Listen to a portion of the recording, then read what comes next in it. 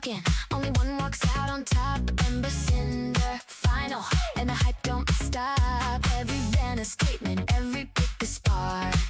The rift is glowing, lighting up the dark. Chat is going crazy, the whole scene is loud. Soulless and Belmonts pulling in the crowd.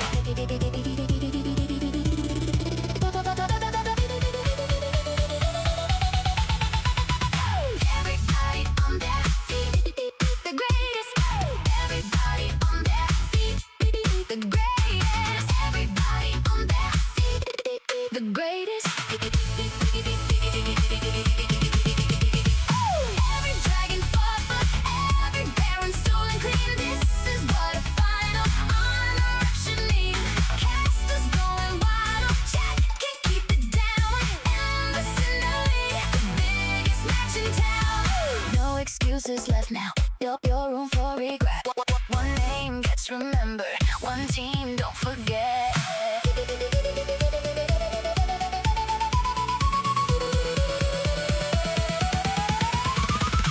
Everybody on their feet, the greatest. Everybody on their feet, the greatest. Everybody on their feet, the greatest.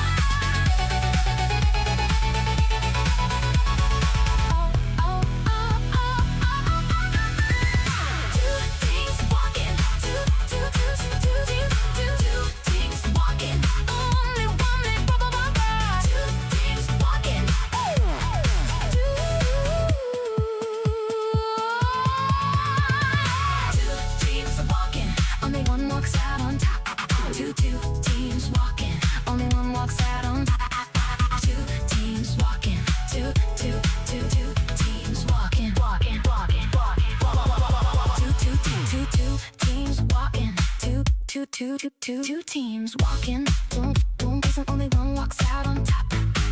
Two teams walking, only one walks out on top. Ember, Cinder, final, and the hype don't stop. Every banner statement, every pick a spark. The rift is glowing, lighting up the dark. Chat is going crazy, the whole scene is loud. Soulless and Belmonts pulling in the crowd. Soulless and Belmonts pulling in the crowd.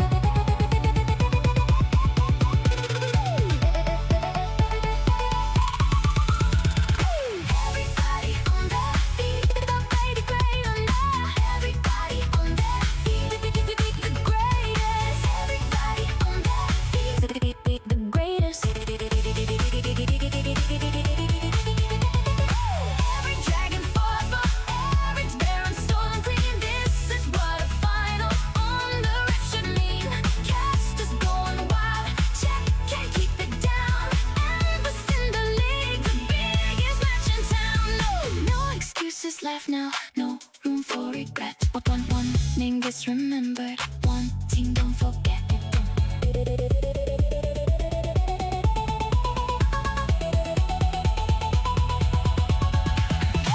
Everybody on their feet, everybody on their feet, the greatest. Everybody on their feet, the greatest. Greatest. Everybody on their feet, the greatest. Everybody on their feet, the greatest. On their feet, the greatest.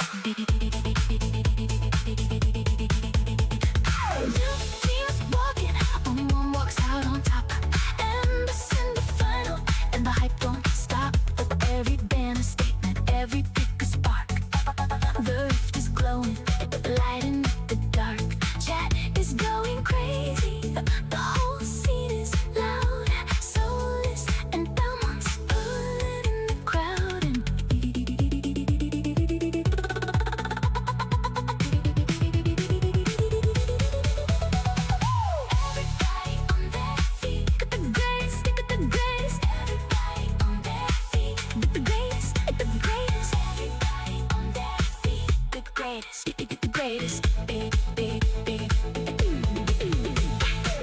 Two teams walking, only one walks out on top. Embers in the final, and the hype don't stop. Every banner statement, every pick a spark. The rift is glowing, lighting up the dark. Champ is going crazy, the whole scene is loud. Soulless and Belmonts calling in the crowd.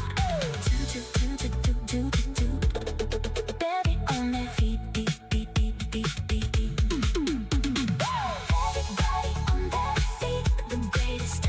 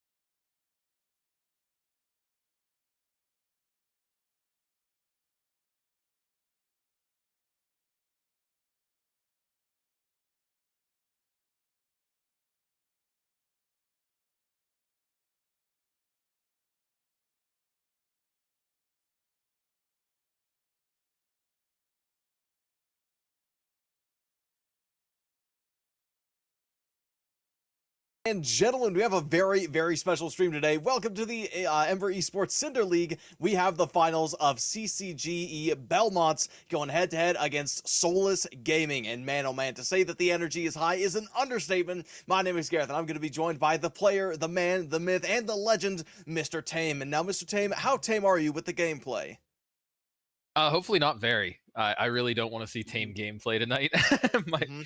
I don't think we're going to be seeing that. And you know what? You know these players a lot more than I do. But hey, we're going to be getting into all the juicy team details because we had a crazy interview just before the stream. And there's a lot that can't be said. But we do also have another surprise plan for this stream. Once we get into this draft, we are going to be talking to a couple other players here. And you know what? We'll let them introduce themselves. But as we get off into this draft here in just a little second here, let's drag him in. And actually, you know what? Mr. Tape, do you know these players that we're talking to? yeah, one of them is actually like one of my actual best friends, and the other one is Can an I get a alumni of mine. So oh yeah? Yeah, we are getting into some bands here. Nothing surprising so far, by the way. absolutely. A little questionable in the Braum ban. Don't think Braum Ah, needs to be banned out. you know what? From my experience, I think that that's a respect ban for Beta because it Red is. Panda and Beta, I mean, hey, you know this as well. They are like this, even though they are on, the other opposite teams, they know each other a lot. They play against each other a lot, and they're actually really good friends. But you know what? Enough about me. Ballistic and Dan, you guys want to introduce yourselves really quick? Welcome to the broadcast. Hello. I Hi. mean, who's that talking right now? This is Dan. There we go. There we go. I was the mid laner for All Smite. Uh, And Ballistic. I'm Ballistic. I There we was go. the AD carry for Feed the Dream. You can also just Okay. call me God. Okay, Uh, interesting. We'll take note of that. And speaking of the ADC, we are gonna see the Jinx being taken by the Belmonts. And hey, you know what? You guys probably know this as Oh, well, playing against these guys. But Wolven is actually really cracked on the Jinx. But I want to get your opinions. yeah. I mean, I'm I'm less concerned about that Jinx pick, and I'm more concerned about the Mordekaiser pick. Yeah, yeah. I mean, hey, he did get the buffs recently. Have you been playing a lot of the new Mordekaiser? I played a decent bit. If I'm not mistaken, I thought he got hot fixed to nerf him. Oh, did they really? See, I'm not a I thought they I'm a core reverted it player. back because I know the Okay. patch was 13% on all stats stolen from Death Realm. Yeah, yeah, yeah. But I thought that it got patched back down because it was way too strong. no, Mord Right. has a nerf coming soon. Okay. Oh, As it's in like not Okay. 3 out days yet? from now. Yeah, it wasn't Okay. hot fix, but it is declared. Okay. All Well, yeah, right. I mean, Woven cracked on this Jinx. Singed? I wouldn't know. I played against him I one Singed? time. Listen. I I'm don't looking think at this big. I love it a lot it's because it's not IDK. Mordekaiser top would be my guess. No. It's Mordekaiser Jungle, guaranteed. Hey, you know what? Matter of fact, if it is Mordekaiser Jungle, I will happily give you 20 I LP. can Through 11, if you're I watching, can this is a tell joke. you I can tell you right now it's I can tell Mordekaiser you it's Jungle. Mordekaiser jungle. T-Dye would rather pull his own teeth out than play He would. Mordekaiser. He Yeah, genuinely yeah. would. Listen, Yeah, I I can't can say. promise you there's zero chance that this is Mord top. Right, but honestly, let's talk about the Sage because like that's really really cool to me because IDK obviously Mr. Sixpack's weakest soldier, he's finally on the Singed. Can you guys give the audience a little bit of an idea on what kind of action we're going to be seeing on this Singed? Is he going to bounce it or is he going to be going like 20-0?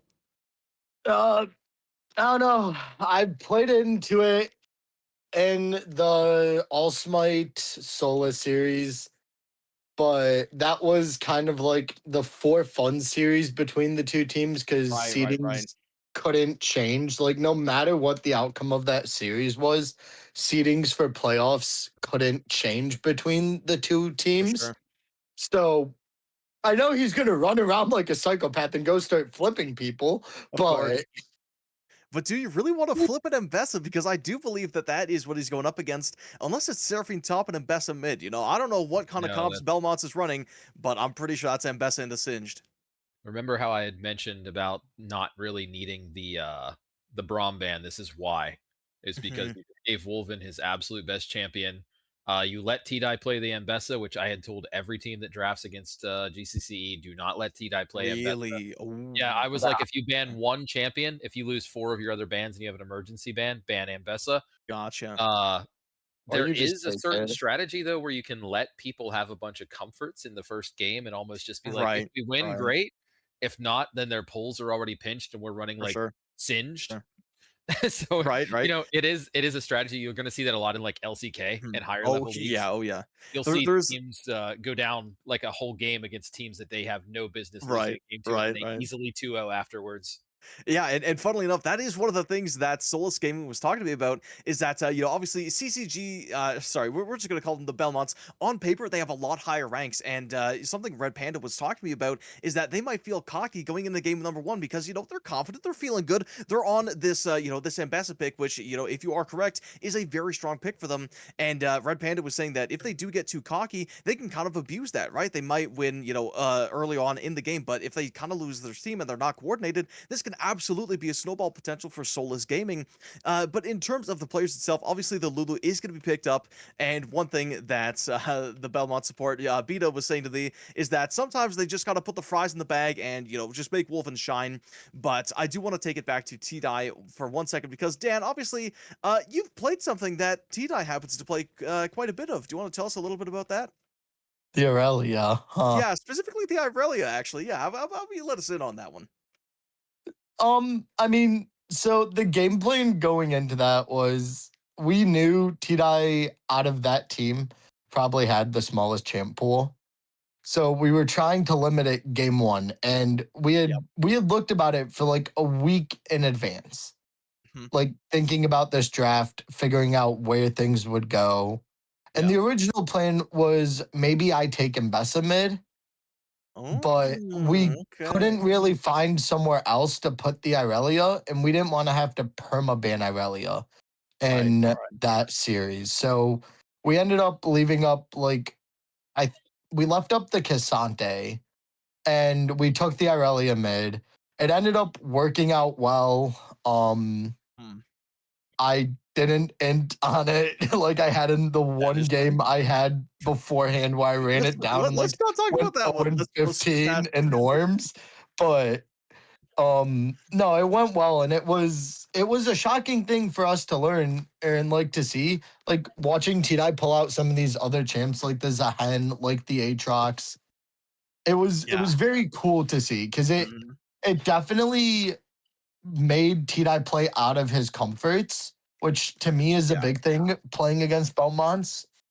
Mhm. But as well as it was just a funny thing as well. Right. Right. So, and I really do enjoy the champion. I'm not going to sit here and say I'm better on it than T-Dye. I am not. I'm Right. Right. Right. leagues worse than he is on it.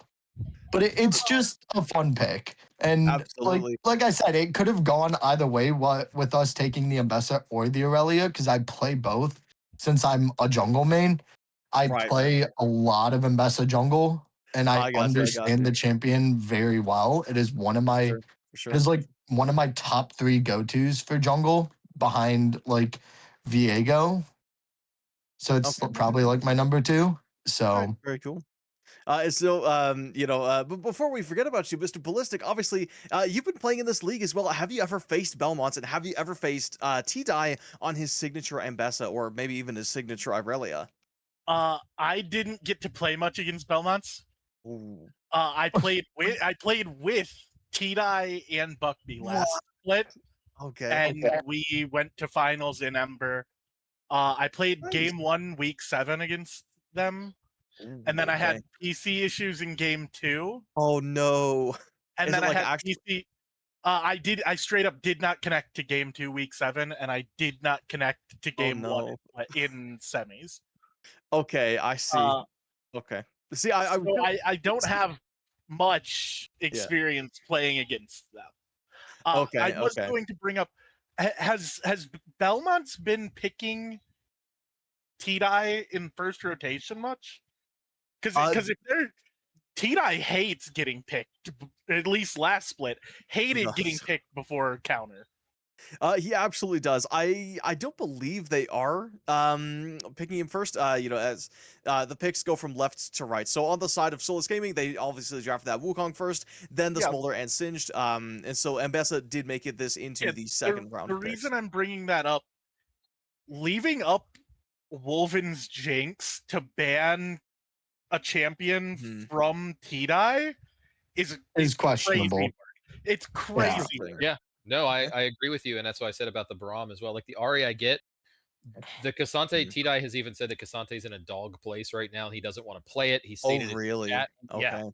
He's even said he's like, even though that's one of my best champions, he's like Cassante is in an awful place right now. So it does make me question the draft research coming in from Okay. Soulless a little bit because I drafted against GCCE just a week ago, Right, right. and we didn't ban Cassante a single time they didn't take it. And Really? yeah, Okay. and like Yeah, not banning the Braum, it was never an issue either. Like it wasn't anything where it Okay. like cost us a game over leaving Braum up. I don't think I can reasonably talk about leaving the Cassante up because we took out 5 of T-Dye's champions, but No, I don't think that counts because when you because when you draft 5 of a player's champions in game 1 solely for the reason that you don't have to ban it, I feel like that's not really a standard team no, practice. I But will same, say though yeah. this draft I am the lane I'm most worried about is mid. Really?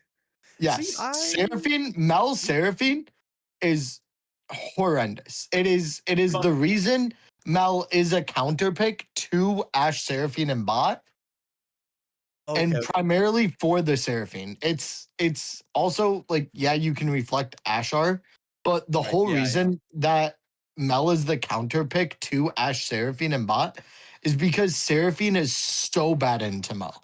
So Okay, okay. I'm genuinely curious as like in questioning the decisioning on giving Buckby the Seraphine here instead of letting Buckby pick into the Mel and Gotcha, take gotcha. giving Beta the Seraphine and going like Jinx Sarah, which obviously Jinx Lulu much stronger lane, and they're Oh, yeah. probably trying to play through Wolf in this game, Mhm, mhm. but I it's so bad. I Okay, okay. wonder if Buckby wanted that lane because Buckby has been. I know Buckby. I Really? love Buckby. Okay. Buckby is more than willing to take a bad matchup. I wouldn't be Okay. surprised if the Seraphine was picked with the Just for intention the of jinx? with the flex Okay, Yeah, in okay. Yeah, mind, yeah. yeah. The intention and would have been the and flag. then the Mel was shown, and Buckby went, "Yeah, I want Seraphine." It would Yeah. Interesting. not surprise me at all. Yeah, Okay, because okay. and you can even tell by looking at draft that this Seraphine was a flex pick. Otherwise, you Yeah. wouldn't be picking T-Dye R4 here blind. Right, You exactly. would be leaving T-Dye for counter pick top, but with Mhm. taking top lane blind here, it's still like holding the illusion of the Mhm. Seraphine being the flex pick between mid lane and support between Buckby and Beta. Absolutely, yeah. And when it comes to these top lane matchups, obviously, Tay, maybe you could talk about this a little bit as well. At least in my mind, and granted, I'm not the highest elo, right? I do think that this matchup against Ambessa definitely is Singe favored if the W is landed. But otherwise, I do think Ambessa is going to be doing a lot of bullying in the lane. And do you think that IDK is going to be resorting to a lot of the proxying that we do see a lot of top laners do? Proxying in organized play is very risky. Uh, It is, yeah. yeah, I think very minimal proxy. Singe Mhm. does annihilate Ambessa. I have my LO analytics here. It's even an Ember Oh, Plus, okay. about a 58% counter rate. Wow. All It's right. actually Ambessa's worst match in the entire game. However, Seriously. Okay. we have a 2 division elo gap between top laners here. And T-Dye intimately knowing the champion, intimately knowing the trades and the patterns. And Right, also the right. fact of the matter is if this game goes late, which ergo we are in organized play, almost all Mhm. games go late, Ambessa becomes an absolute side lane monster that can just kind of ignore the way that Singe wants to play. Oh, So yeah, even with a hardcore counter matchup, I still give the edge to T-Dye here. for Sorry to sure. say. Hey, no, I actually do agree with you, and it's funny that you mentioned the longer game times because when I was talking to Soulless, one of the things that IDK was telling me about is that they could end games really fast, but he wants the games to drag on longer. Now, I don't know if that's cope or not, but I do think that does really line up with this matchup that you're saying because obviously, if Soulless want this game to be dragged out a little bit longer, that is going to kind of give Belmonts a little bit more breathing room and give T-Dye some extra time to shine in these side lanes. But one of the other things that I also wanted to talk about with the Soulless Gaming bunch is definitely their team play. Because yes, even if they are playing in coordinated play, and even if there is a bit of a rank gap, I asked them about this actually, and they said that they're not worried in the slightest because they have been playing with each other for years, years, and years. They are all amazing friends, and they're so amazing friends that actually when IDK was moving, Red Panda, Soulless Gaming support, let them sleep in their bed and actually fed them dinner. Now, when I was continuing to question them, I unfortunately can't say a whole lot about what happened later that night, but I think you can kind of piece together that these guys are willing to do absolutely anything for each other. And Ballistic, you're laughing at that one. Have you ever gotten the Red Panda experience? I have not. Oh, unfortunately, I'm man. open to getting the Red Panda experience though, I suppose. For sure, for sure. I Now, gotta get the tame Uh. experience first though. with the tame, you got an experience. Tell us about that. What's the tame experience? He's gonna have to fill you in on that one because I am totally No, unfamiliar. I think you can fill us in, Tame. You are in fact Tame, and if I'm gonna get this from anyone, I gotta make sure the info is correct. So I think that's just gotta be from you. If if Tame were to check DMs, Tame would understand the same experience. Apparently, the tame experience is secondhand illicit substances from Ballistic. I wasn't talking about illicit something. I was gonna don't say I don't think that has anything to do with me. listen. I don't think we really needed to say all that. I think we can say that there is something to be played. Sorry, something to be said for making sure that you stay focused within this game. Now, should you go off and take these kinds of things? Absolutely not. Right? You got to play legitimately. You got to play to make sure that you're ready for a marathon. Because in this best of 5 series, we are going to be seeing an absolute marathon. I think that both of these teams are ready to take it to Game 5.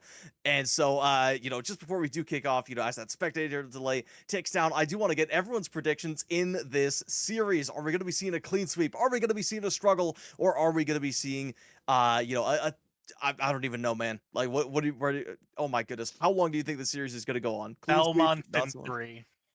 Belmont wins in 3, you said? Yes. Really? A Belmont clean sweep? I think from talking to the players on Belmonts, obviously knowing everybody there, being Yeah. pretty good friends with them, they're known to do a little bit of inting in at least one game and kind of Yep. just running it down. That's true. T-Dye Um, was saying that to me as well. He said that sometimes he sends it down mid and runs it down mercilessly. Now I'm I hoping I as you're saying. I think it goes 3-1, Okay. but I do expect Belmonts to take the first two. Okay. I Okay. expect it to go up 2-0 Belmonts, and this is where it gets tricky Right. because Ballistic was on that team last split, but T-Dye and Buckby could start getting flashbacks to them getting reverse swept in Oh, Ember you're finals right. last They have a split. jungler. No. They have a jungler that knows what they're doing this time. But Okay. yeah, they could get some flashbacks and start getting in their own heads of That is being in true. the same spot last split, That is and true. it could affect them mentally. Mhm. Where that's where I could see Soulless making a comeback. But I think if it's not a clean 3-0, if Belmont decides just randomly today to not end the game, then I think it goes 3-1 Belmonts, but I could also Okay. see Belmonts 3-0. Okay. Okay. And Tame, I'm gonna turn the floor to you just before we get into game here. Any Yeah. predictions for this banger series? Yeah, Belmont's 3-1 because they will Really? take a Oh, game. jeez. Yeah, they're gonna do the thing where they give up a bunch of power picks and kind of go down a game. They did the same thing against All Smite. They ostensibly Okay. did the same thing against my team. It looks like we are hopping onto the rift here, though. Not correction, they did not do the same thing against All Smite. All right. Well, just before I say my prediction, I think we are going to have to say a little bit of a goodbye to Ballistic and Dan. Thank you so much for coming on. We'll have you back a little bit later for games 2 and 3 when we go over the drafts once again. But for now, get on out of here. If you have any last things to say, make sure you say them because otherwise we're going to be heading off into game 1 in just a little bit. Nah, y'all have fun. All right. All right. Thank you very much for Ciao. coming by. Hey, yeah. Ciao. Hey, man, all right, there we go. Very good. Thank you so much to all the amazing players for coming by. Let's get into this game. Obviously, a lot of people are saying that Belmonts are taking this one. And you know what? I also thought it was going to be a 3-1 in favor of Belmonts. But because everyone else is saying it, I'm going to say that I believe in miracles. Soulless is going to take this one. It's going to be 3-2 for Soulless. But enough rambling about the series coming up. Let's talk about the game going down right now as we count down the first few seconds of game number 1, Soulless versus Belmonts in the finals of the Ember Esports Cinder League. Oh man, one big deep breath as everyone looks to be having a big party in the mid lane with the jungler maybe showing off a bit of their dance moves. Yeah, I mean, we're going to get a pretty standard start here. It looks like, Tycon just backing off into the jungle a little bit. Just running down the players, since, you guys have worked so hard to be here. It's IDK Inc. bringing up the top lane for SG. Jake in the jungle. There's a good ring to it. Lucifer, which is a good play on words, in the mid lane for them. Muerte on the Smolder, and Red Panda rocking the rel in this game.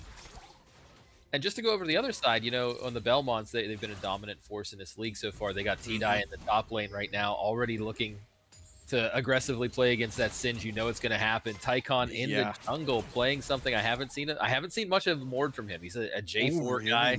Yeah, very true. Seraphine is one of the signature picks for Beru, aka Buckby. I think most people watching know that player is Buckby. Wolven Alchemist actually came in as a replacement ADC through Belmonts and then did great. As we're seeing Red Panda get torn apart here. That's some questionable positioning. But lastly, speaking of the questionable positioning, Beta is the one taking advantage of that, who is the support for Belmonts here. So, really good early poke coming across down there. Pretty gnarly, to be honest, to take that much damage.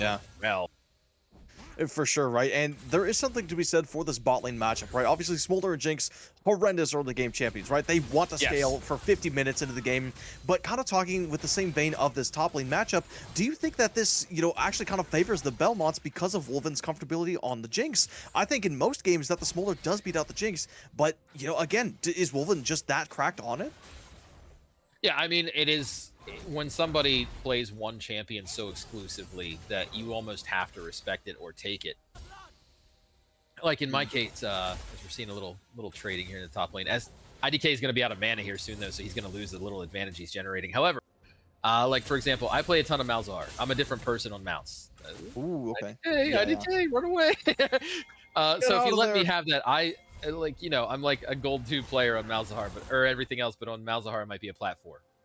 So that's how some players are on certain champions. For sure. And I think that you do need to respect and sort of give credence to that sort of like how they're gonna play. But yeah, I mean, you saw there he almost got the first blood already, and we talked about how this is actually worse early for Ambessa than it is late, and T9 just doesn't care. It's almost like how I had predicted earlier. Yeah, right. No, again, you're absolutely right when it does come to these comfortability picks, because again, right, you're in the finals. It's obviously going to be very stressful. That being said, I do think that the players are obviously looking to play to their heart's content, but they aren't as stressed as if they were going to be fighting against randoms, because everybody knows each other. And I think that giving T-Die this environment where he can, I mean, not chillax, but definitely be a little bit more at ease against his lane opponent is going to make him snowball out of control. Regardless, we are going to see Tycon show his face and show a little bit of his hand by taking the trap up to top lane, which is going to force the recall from T-Die, which is a pretty darn good investment. And unfortunately, IDK not able to interrupt that tempo. But coming out of base here, I do think that the eyes are going to be on this dragon. Wukong not quite level 6, and dare I say, Wukong before level 6 is just not a champion. No, especially in the jungle. Call that monkey Poo Kong, because he ain't doing nothing before level 6. Snap. That's a good one. That's a good one. Here we're trying. This is really interesting. We're trying the proxy because check out in the bot lane, Mord is actually on a ward. So at this point, IDK actually knows that this is safe. Mord can actually, go to his camps, and there's not much Ambessa can do here. Questionable though, IDK Inc.'s mana. Very difficult early point of pressure on the Singed. Yeah, definitely. But now, who in this call said that we wouldn't be seeing any proxying, or that it was going to be very, very rare? That's exactly what I think, because he's doing it on again. that ward down there is why he's executing this proxy right now. If they didn't actually get that deep ward, I don't think this happened right here. You're right. See, T-Die's pretty fearless. he's going in for it, and look Yep. at what a chunking was onto him. And again, no mana. Singe Yeah, the mana. really needs. Does he have mana? Oh, that's a flow -1. ban? He does not have mana flow ban, Gareth. Oh, he does it. Interesting. He does not have. Wow. Okay. Usually you take the ban at full ban on the Singe, but you know what? Maybe there's some tech that IDK knows that we don't, but Buckby gonna be caught by the rail, but it looks like that's actually what they want to happen is Tycon is gonna be joining this fight. He's gonna pull Jake right into him, but Wednesday is coming in over hot. Wait, just a moment, Surfy gonna have to try to flash away. Red Panda's gonna be flashing after him. Flame Chopper's gonna try to stall him up, but what a ruse from Lucifer! And they grab the first one. Tycon actually going in for more action. The Red Panda's right there. They knock him off. He's down for the count, and now Wolven gonna try to clean up something. If they can get at least one kill, they can get so many, but the fight is going to cool down as everyone is out of mana, out of health, and out and away from this dragon. Yeah, I mean, just to recap on that fight a little bit, that was a really questionable exhaust from Vita onto the Wukong after the fight was functionally over. I feel like that could have been used to save one of their teammates or a little bit more effectively there, but, you know, pretty good early fight for SG here. And like you mentioned, Buckby just kind of being where they shouldn't be and had no business being. So now, as we look forward in the game, you know, obviously you'd think they'd want Drake here, but they're actually backing off. So Drake Prio is actually pretty neutral here, and they're going to need to reset in the bot lane, and we're seeing a sandwich happening in the top lane.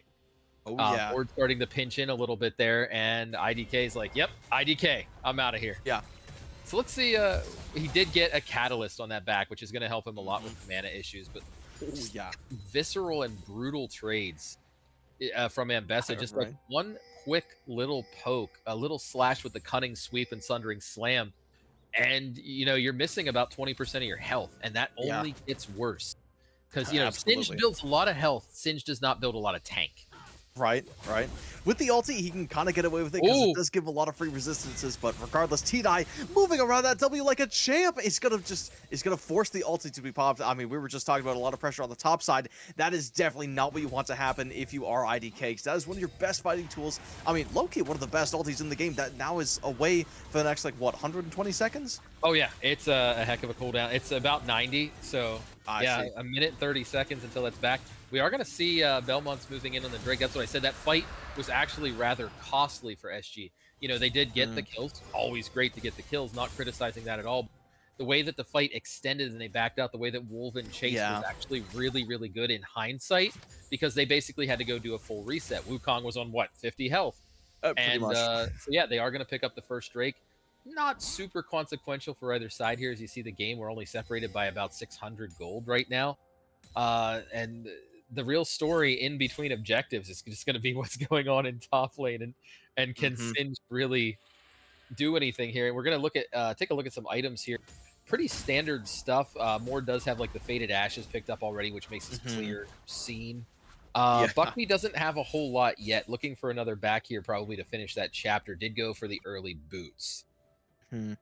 Honestly, I don't mind the early boots here because, again, as we were talking about in this pregame chat, this is very Mel favored, so there's definitely going to be a lot of poke onto Buckby. So if he does have to back, it is going to make those rotations just a tiny bit more bearable with the boots in his pocket. But regardless, we are going to see a lot of top lane pressure as those grubs are picked up. Mordekaiser, a little bit late to the party, but overall, I do think that if whatever Soulless can secure, they definitely don't want to give grubs to the Jinx or Ambessa, right? Especially if they are going to be playing in this side lanes.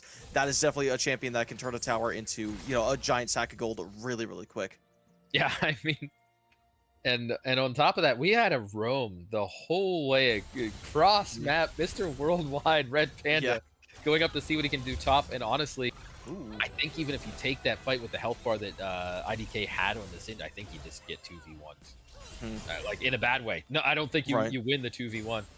We are seeing Lucifer a little bit lower though. So, you know, you can't back there, buddy. Come on.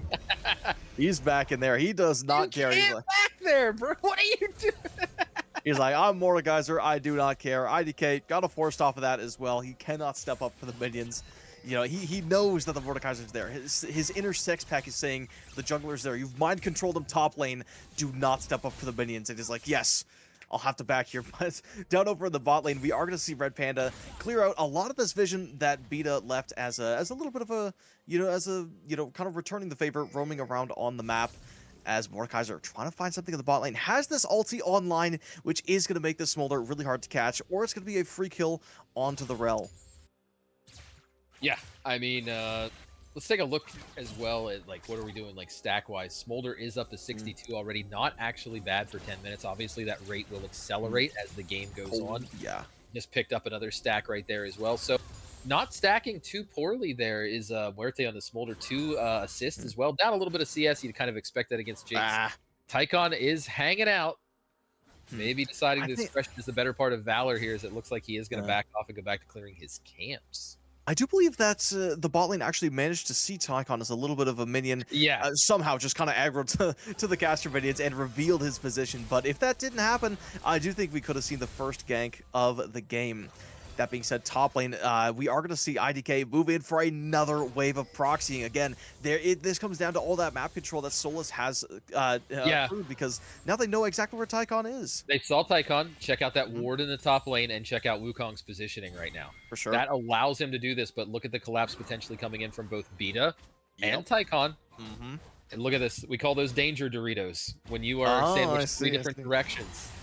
Okay. He needs to back off here. Wukong actually going into the jungle to offer him some support here. Hopefully calming through their voice comms. Hey, buddy, you can't proxy. It's cooked. Don't. Yeah, right. And it looks like they actually did listen, did back off. I mean, we're seeing a game separated by only about 700 gold, which is quite literally just the kills at this point. Right. So at 11 minutes, that's you want a competitive game, we're bringing you one. Absolutely. And, you know, here in the mid lane as well, we are going to see Mel pushing in. I mean, the gold speaks for itself, right? Being, obviously, it's nothing yet, but being up 1k in the early game, that's honestly pretty darn nice. You can kind of get your first item completed while your opponent is just on those components. And we are seeing, again, the gold graph is going to tell a very similar story. Despite Belmonts being down in gold, they are very, very strong. Jinx does a deceptive amount of damage with that ulti, and with the Hex Optics in the back pocket, that's going to give her even more damage when she swaps over to Fishbones.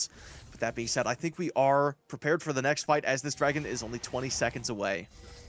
Yeah, I mean, and at this point, SG really has to be wanting this. They have pretty much all their ults available. They have that great reflect from the Mel. If Mel can get in there and start doing some damage with that gold lead, you press R and you just execute people. Yep.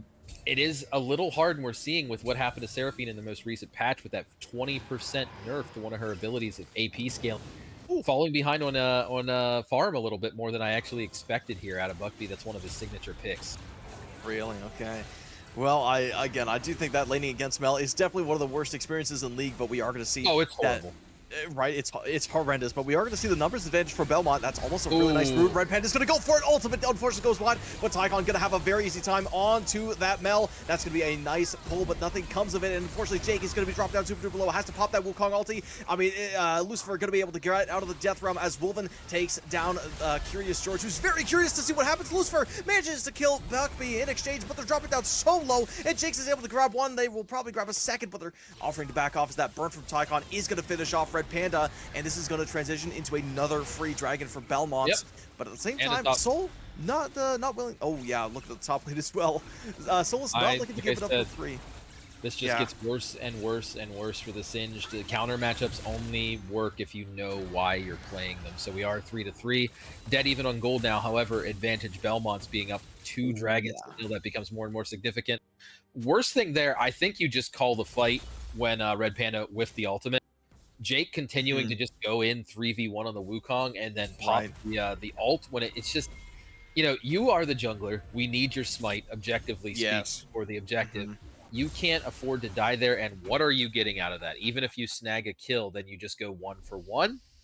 I think he really needs to back out there and either cede the objective, because what you just gave them was not only the dragon, you gave them an almost 2k gold swing as well. So sometimes I really do think, especially in IBSG, it's best to just give up. Like, just be like, hey, I missed my R. Okay. Let me die, guys. Let's try again. Yeah, I missed my R. Let me die. Jungler, get out. Maybe try a smite steal with R.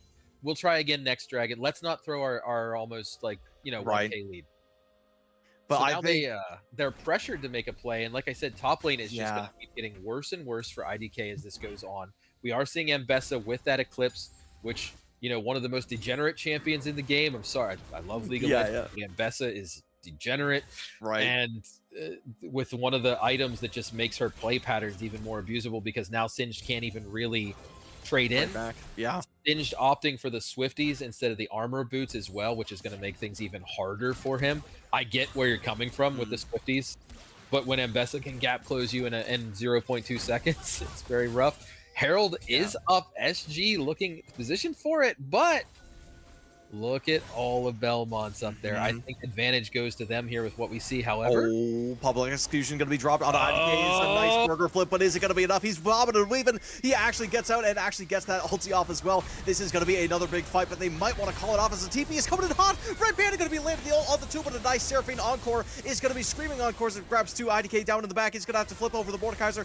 Baru is going to be able to take one for themselves. Jinx Rocket unfortunately goes wide. IDK somehow still alive is going to be dropped down pretty darn soon. Red Panda looking for that Mordekaiser, but nothing can be found as T-Die grabs another top lane kill, and an ultimate from Mel unfortunately does not finish off the Mordekaiser.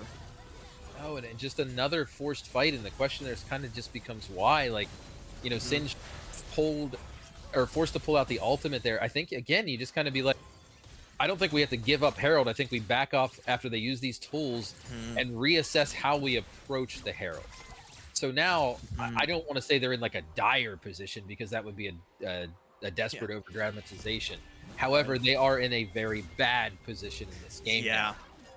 They really need Smolder to start coming online more than he is. They need fights that are involving the Smolder. He has 100% KP so far. He does have 120 stacks. He can and will be a monster, but it doesn't matter if your Smolder's a monster. If you know, it's 5-3 now. Imagine if we're 15-5, for example. You need to staunch that bleeding, shore up your lanes, and honestly, just a little thing for Lucifer, you got to be looking to reflect that Seraphine R, because the last two, Mel has not been in position, and that's the whole reason you take that pick, right? Exactly. It's because it's so devastating. And look at that. Oh my goodness. Yeah, we're talking about devastating. Just a quick little traipse through the grass with a quick cunning sweep and a lacerate, and Singe is just rough. He's dead. Yeah, I mean, and now he functionally really can't do anything. Yeah. The guy is not going to push the wave. Yeah, he's just standing there. Why would you push here? And now that just creates a situation where Singe is forced to lose harder. Let's take a look again at the items coming online. Jinx, item and a half. Supports are going to be finishing their first item here soon. Smolder also item and a half. There is a good thing, though, for Lucifer. He has the full Ludens and then a needlessly large rod as well. And even went for the Dark Seal. I almost said Gark deal. The Gark deal. That's not quite an item. Although it would be a really cool April Fool's joke if they just like messed up the item names. They're like, good luck shopping. But anyway. Oh baby! Oh, you stepped forward. What are you doing? What are you doing? No!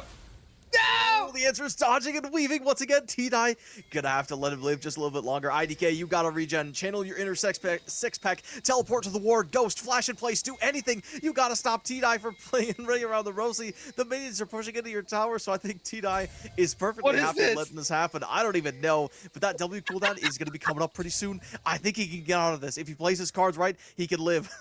But T-Die not letting him breathe at all. Insanity potion wore off though, so now he's slow. Yep. Oh! Houdini is alive! Giga Chad!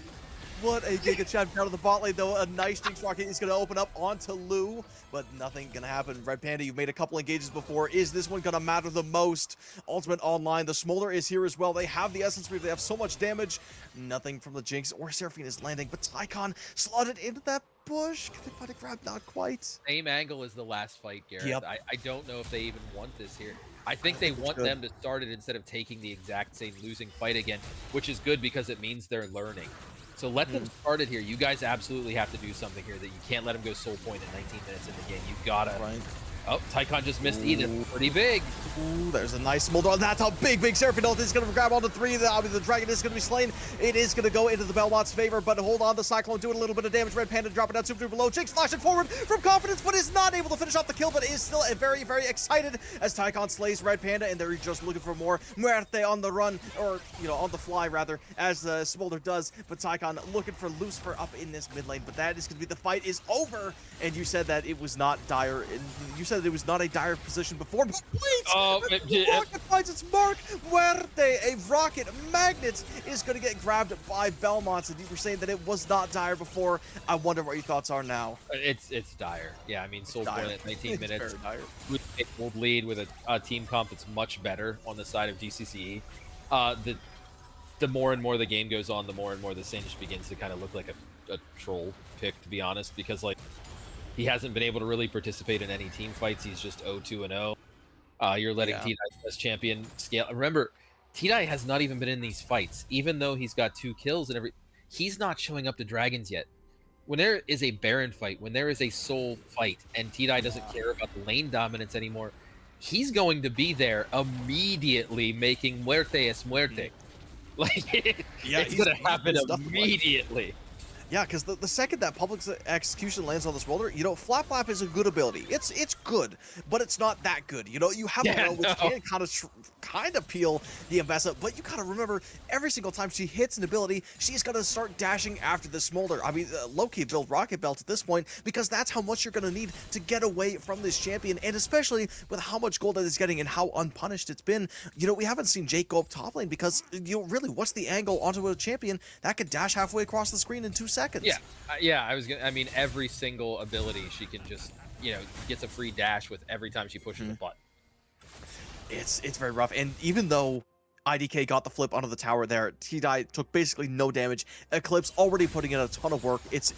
Again, it just makes Ambessa nigh unkillable. It's a very strong duo, but of course a very strong duo as well is Mordekaiser on that Rylai's Crystal Scepter and Leandri's, as if, you know, he needed more max health damage against the Rel, against the Wukong, against IDK. There is so much value from this item, and the Rylai's just going to make it so insanely hard for the Rel to actually do anything once they go in. Yeah, and I mean, we're starting to see, I think, really, like, the power of draft here, too. Yeah. When you leave a person's Jinx up when they're known... Oh, later, bro. Sorry, I didn't even let you get to cast that one. I'm so sorry, man.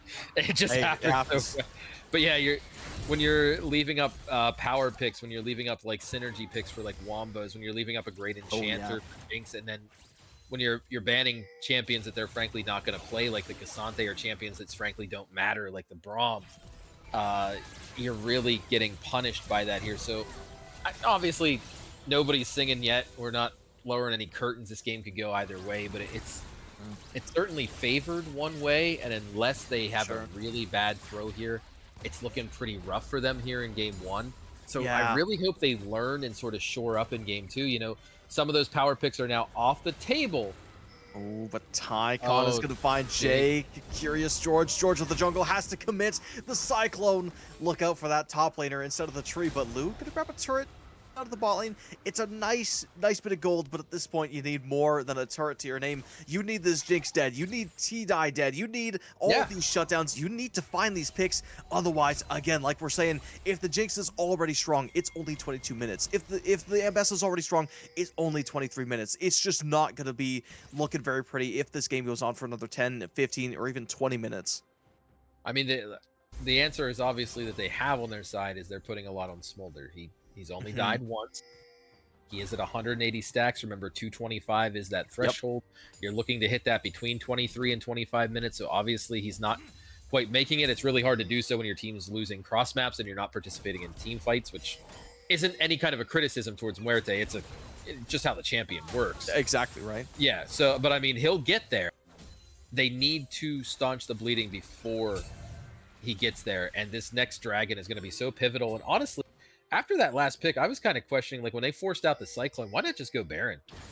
Right? Maybe they're just playing extra super safe, but I genuinely believe that they could have just ran through and just taken the Baron there. There is something to be said, but I do think, again, right, like you said, they put so many eggs in the Smolder basket.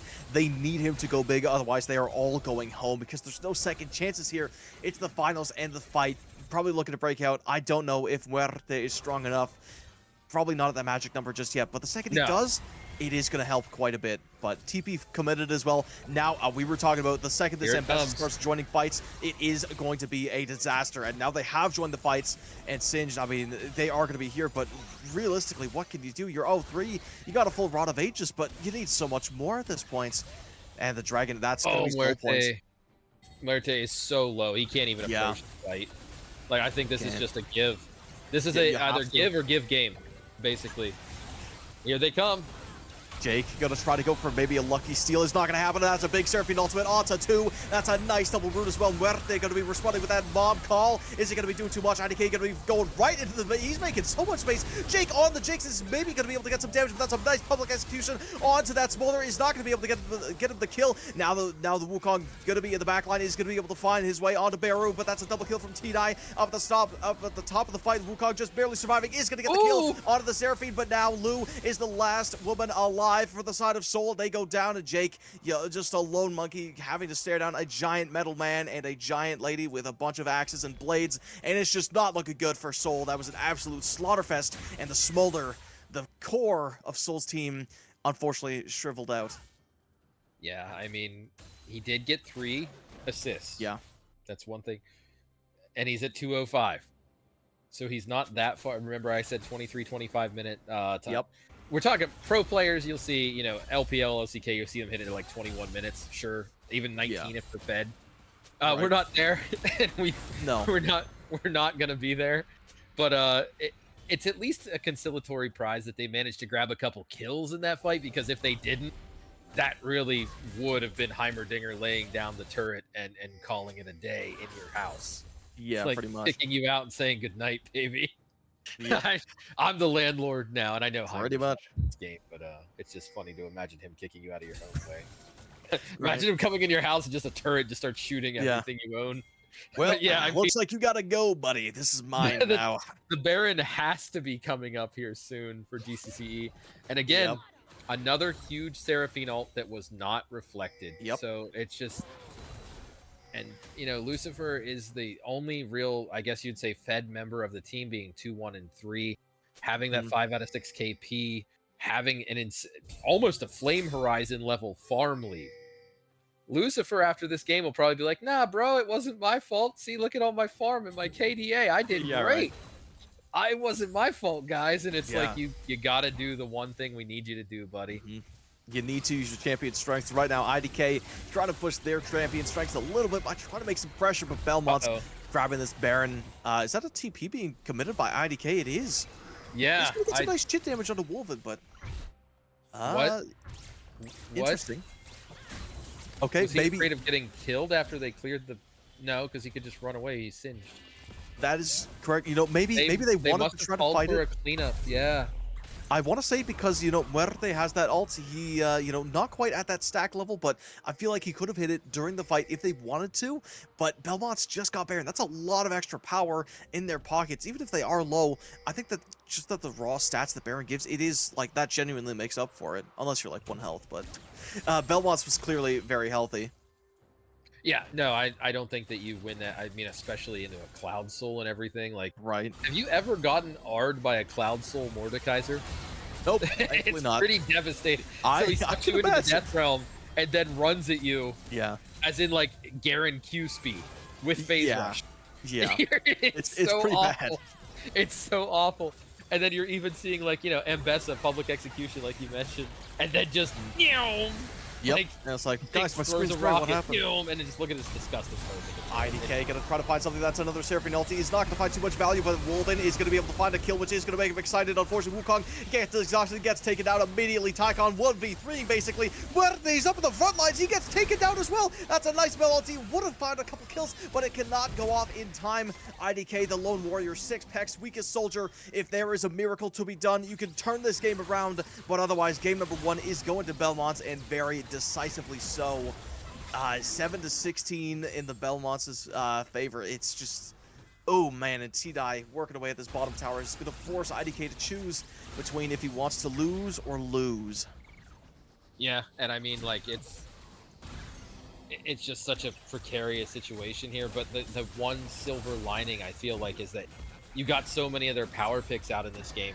Oh yeah. You know, you got Wolven's best champion, you got one of Buckbee's signature champions, you got one of Tycon's most recent best champions, and you got T-Dye's absolute best competitive champion. They're all out of the way now. All you really have to worry about at this point, honestly, I feel like you worry about the Ahri, you worry about like Cassante, Wolven isn't really known for playing a bunch of other champions at the same level as a Jinx. Not to say he's a poor ADC. He's not. Well, actually, He's he's very good cracked. ADC. Yeah, it's just that the But Jinx, Jinx is like on the another next level. league, Yeah. right? Yeah, like again, how I mentioned myself with the Malzahar, he could probably play Jinx in a plat league, and that's fine. Easily. You know? Yeah, that's what I'm saying. Like certain people have champs that are like that, Hmm. but I do think that is sort of a light at the end. Because I mean, really, aside from power pick of Mel, they didn't really use a whole lot in this game so far. SG. Yeah, you know, like we've it's kind of like a garage sale draft. interesting. I don't think I've ever heard someone put it like that, but honestly, you're right. Again, the Mel, at least for me, and honestly, we're kind of glazing it as well. It can find so much value here because you reflect a Jinx Rocket, you reflect Seraphine's entire kit. I don't think you can reflect a Lulu polymorph, but if you could, that's pretty darn useful. But again, it hasn't been in the fights a lot of the time, and when it hasn't been reflecting a lot of these crucial abilities that need to be reflected. So Belmonts have kind of, they've played a bad matchup and they've gone completely unpunished. But again, right, like you're saying, a lot of these picks now out of the way. I don't think Lucifer plays a ton of Mel. I think they're much more comfortable on stuff like Orianna, Syndra, maybe a little bit of Ari as well. So maybe not too bad. But Yeah, and I mean this- the Ari is kind of blindable if it comes up if they True, get first. true. Oh baby, T-Dye's here. yeah, Daddy's home. T-Dye's here. Yeah, it's Look more at than how fast daddy. he It's- is. It's mommy, it's both the parents, so that T-Dye is. They are so incredibly strong, and with that shield, now take it away. Could have given them some, a little bit more bark than bite, but again, this bot lane wave is pushing into Soul's backline, or into their Nexus towers with the super minions. In fact, this fight has to go their way, and they have to back soon, otherwise it is Raps. Elder Dragon dropped down to 11,000. That's a nice Seraphine ulti onto one, but IDK making so much space. Is this what they need? Barrow going to be dropped down super duper low. That's a nice mob call, but Wolven is going to grab the first kill of this fight. Jake taken down as well. That is going to be the second kill. Tycon almost going to be taken out. Red Panda has to flash away, but it's not going to happen. It's a public execution. Grabs him, and now Lucifer gets taken down by T-Dye, and that's again the last That's gotta be remaining game. hope is just crushed. That's the Elder Dragon, that's the minions, that's the teleport into the base, that's the triple kill for Wolven Alchemist, and Belmont is taking game 1 in this game 5 series. Signed, sealed, and delivered. The team fight recap really says it all. Yeah, I mean they had no real life left in them there. It's going to be game 1 going over to Belfonts really well. Belmonts, not Belfonts. Yeah. Really well played out of them there. We It's gotta pick an MVP here, and I'm gonna look for some post game stats to load in here. And it's so close between T-Dye and Wolven in this game. But I almost feel like that due to the difference made, the 3-level gap and the incredible pressure that T-Dye put on the map, I feel like, and the fact that he went legendary and deathless, right. while almost doing as much damage as Jinx, despite not being in the first 4 team fights of the game. Mm-hmm. And there was something gapping to be his said. planer by 6,000. I think my personal vote is T-Dye for game 1 MVP personally. Again, I really can't disagree. I really, really can't. Again, I really do want to give Wolven praise because they are insanely good at this, Jinx, and very clearly so. They took, like a very late game focused champion, and they kind of dominated the Smolder's lane. As we saw when Red Panda was roaming around, even though the Smolder was in a 1v1 with the Jinx, they were just pelting them with rockets from halfway across the lane. They chunked them down so many times, and it forced the Smolder into very uncomfortable positions. So I want to say that there's something to be said for that, but at the same time, I mean, again, like you said, T-Dye was not in the first 4 fights, and they only have 8,000 less damage than the Jinx, who has been there for literally everything and is made to do AoE damage. And Bessa is a single target mainly well, she has AoE, but let's be honest, she's all about that single target damage. So T-Dye is definitely gonna have my vote. I wanted to say low-key IDK, but I'm sorry, man, I just can't. T-Dye is just too much to handle. Yeah, it was just the point of pressure that they created, and the fact that they were also an insurance policy. Imagine if they had lost a fight, well, then you still have to go answer T-Dye in the side lane, and I think I had to weigh that into my decision as well. Right, it's just so much pressure from one champion, and again, it went relatively unchecked. And as well, like we were saying before the game, this is literally Mbessa's worst matchup, and the fact that they took this, abused the Singe in so many different ways, it just goes to show the level of comfort on the champion, the level of comfort in potentially even the matchup. No kidding, they've seen a bunch of Singed in ranked try to counterpick them, as well as whatever other devious matchups. But again, having this Mordekaiser around top lane, it basically makes them play, super duper loose. It allows them to play so risky because even if the Singe does turn it around, they can just say, hey, Mordekaiser, I'm dropping down low. And Mordekaiser's like, I got you, man. We saw him up top lane, however many times, and it just snowballed out of control. It became, the bowler from Indiana Jones so insanely fast. Absolutely rolled over everyone in this game. But that, I mean, again, the the gold graph really does say it all. We saw a little bit of hope with Smolder, in those gold dips towards towards SG's side there, in terms of the gold graphs. But at the end of the day, it was just not enough. The Smolder had an okay lane, was a little bit shaky, didn't get any kills, had a lot of assists, but again, at the end of the day, you need more than assists on this AD carry. You need more than Peel when it comes to the Smolder. You need to ensure that this has a good lane, and unfortunately, that was just not the case. All Red right, Panda so as well. we're being told that Muerte wants first pick, which is SG side this time, Sure. and that they're staying red side. So really, it's pretty much a standard draft. First pick blue side, red side second pick with the counter. So this is just a completely normal draft that we're going to see here in the second game.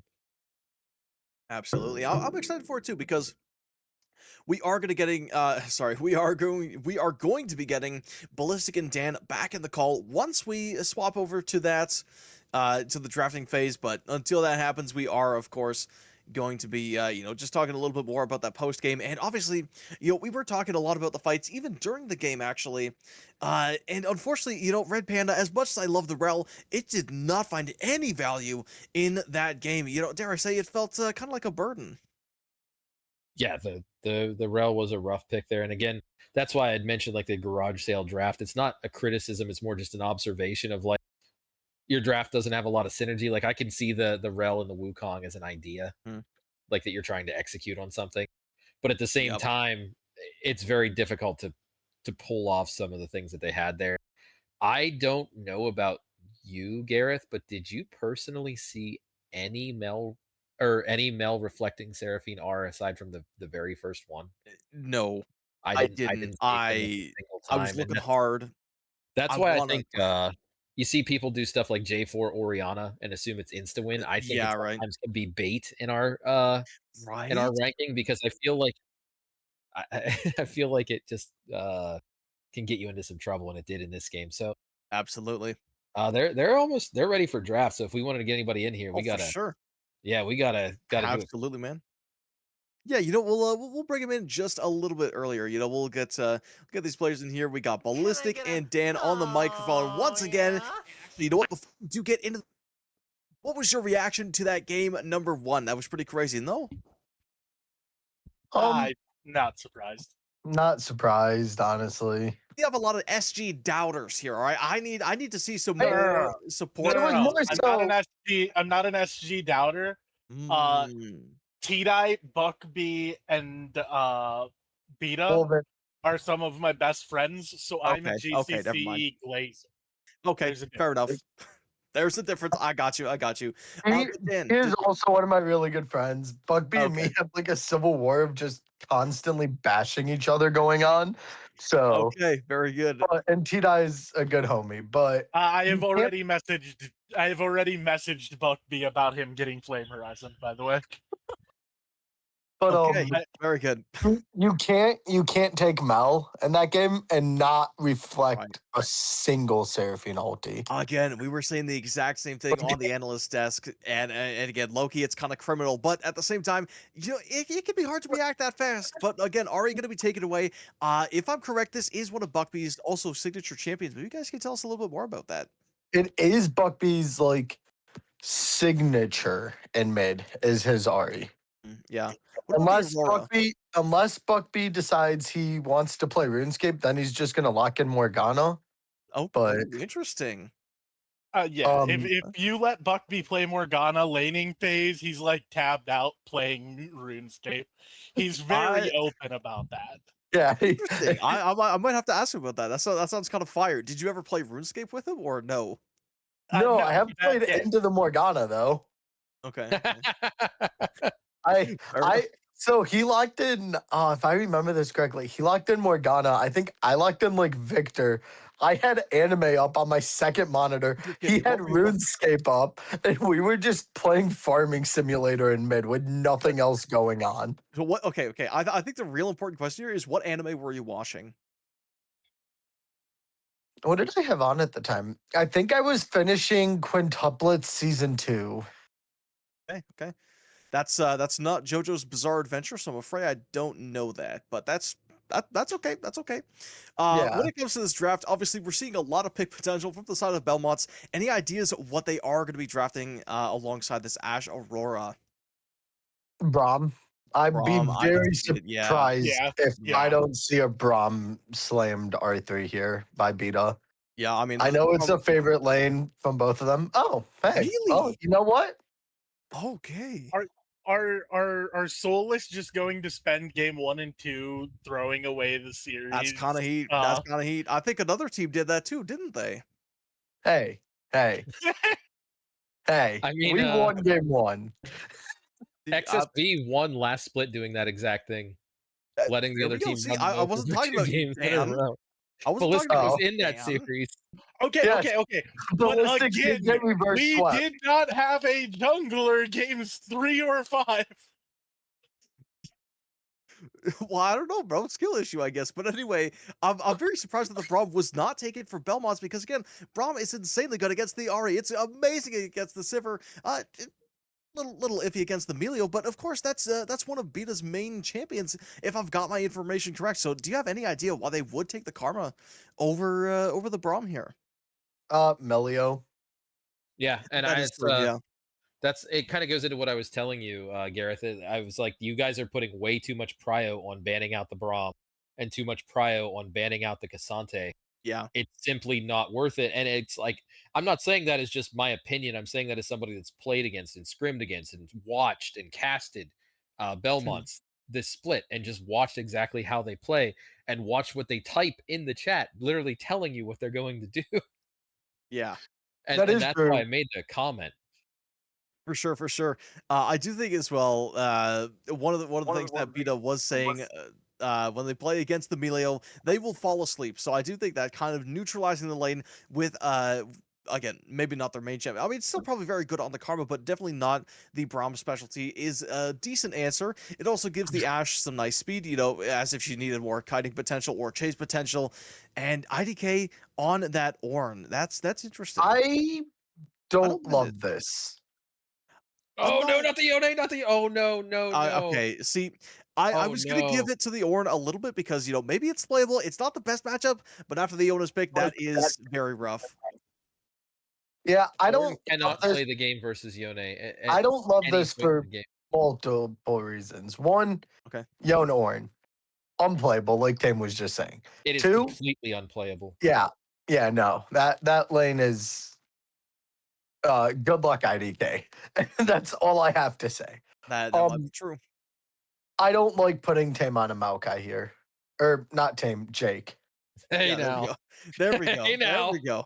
Ooh, Catching strays when Tame, I've already been eliminated. what's going on with the Maokai team? You want to tell us about that, or is that supposed No, to be I under the no, radar? no, literally I I just think I have genuinely never played a misspoke. single game of Maokai, to be I honest. genuinely just misspoke.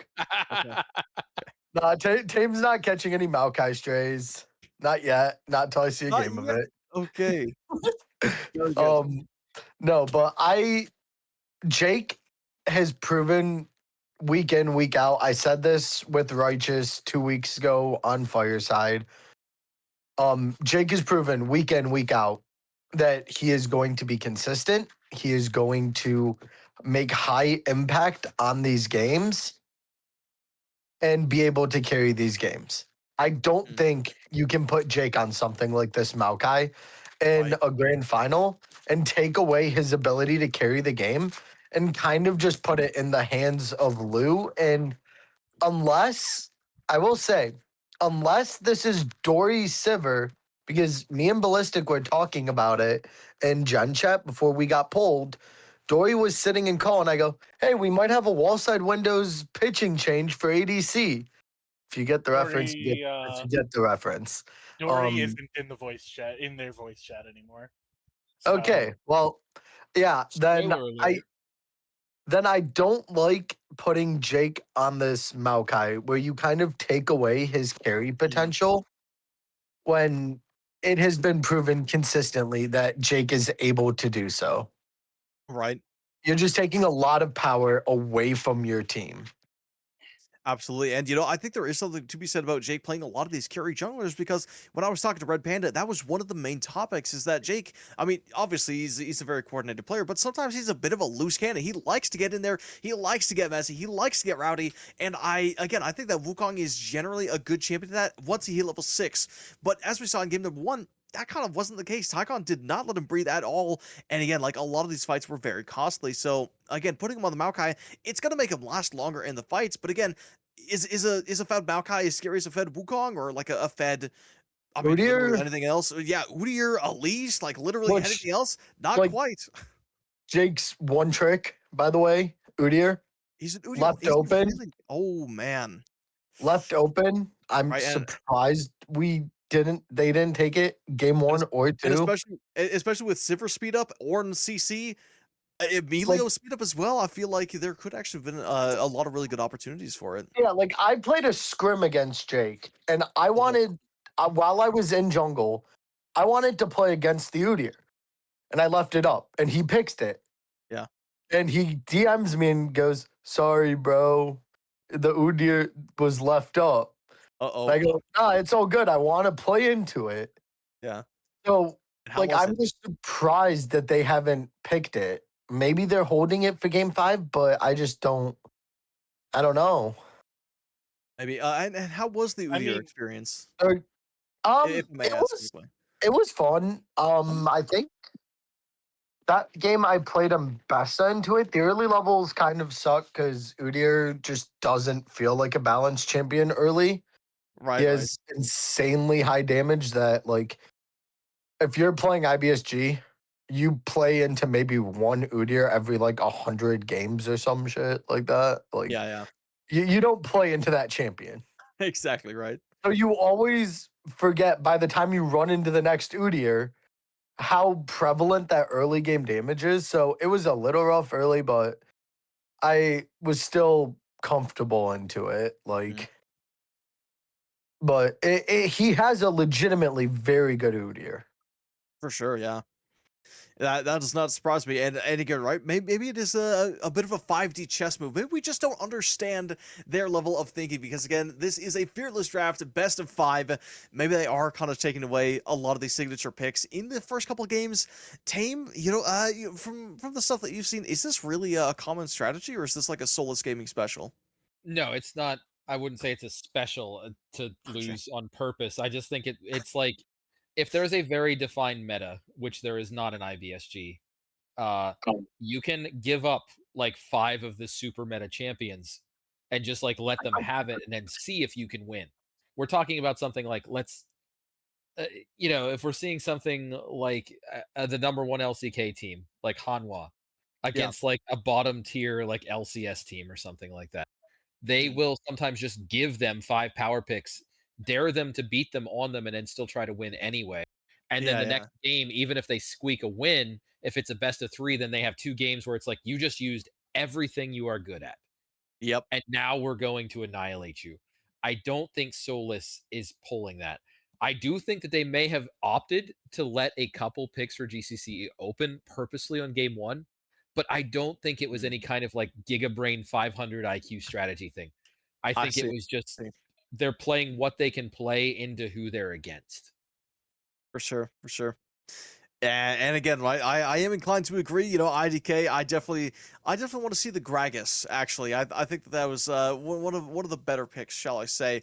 Maybe some air quotes in that, but definitely a very strong champion. And actually, maybe not the Gragas this game, but if they were going to draft something instead of the Ornn, what would have you guys? Sorry, what would have you guys taken instead of the Ornn here? That's a better way to phrase it.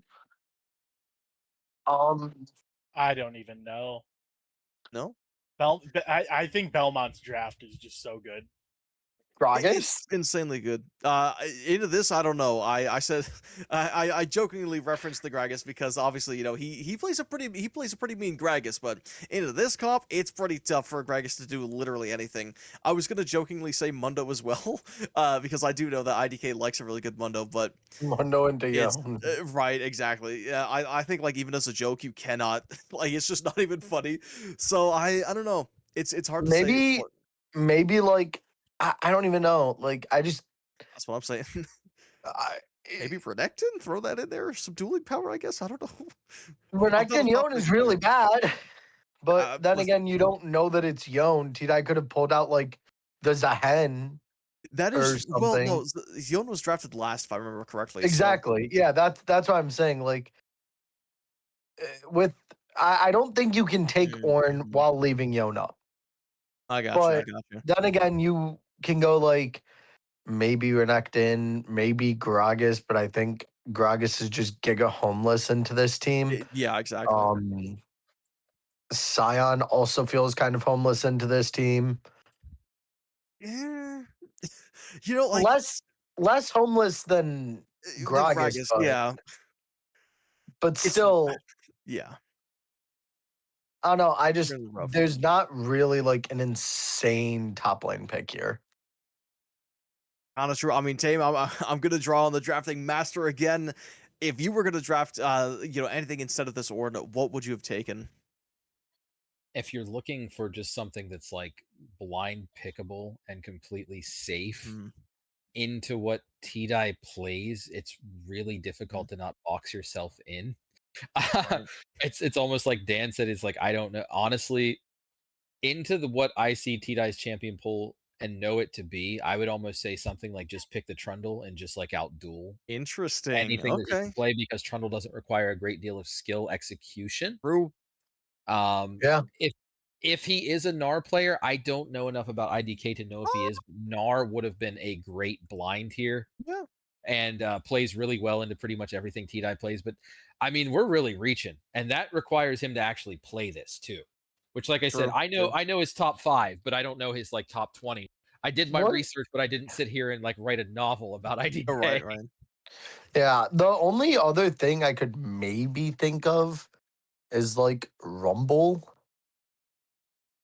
but I don't even know if he plays it.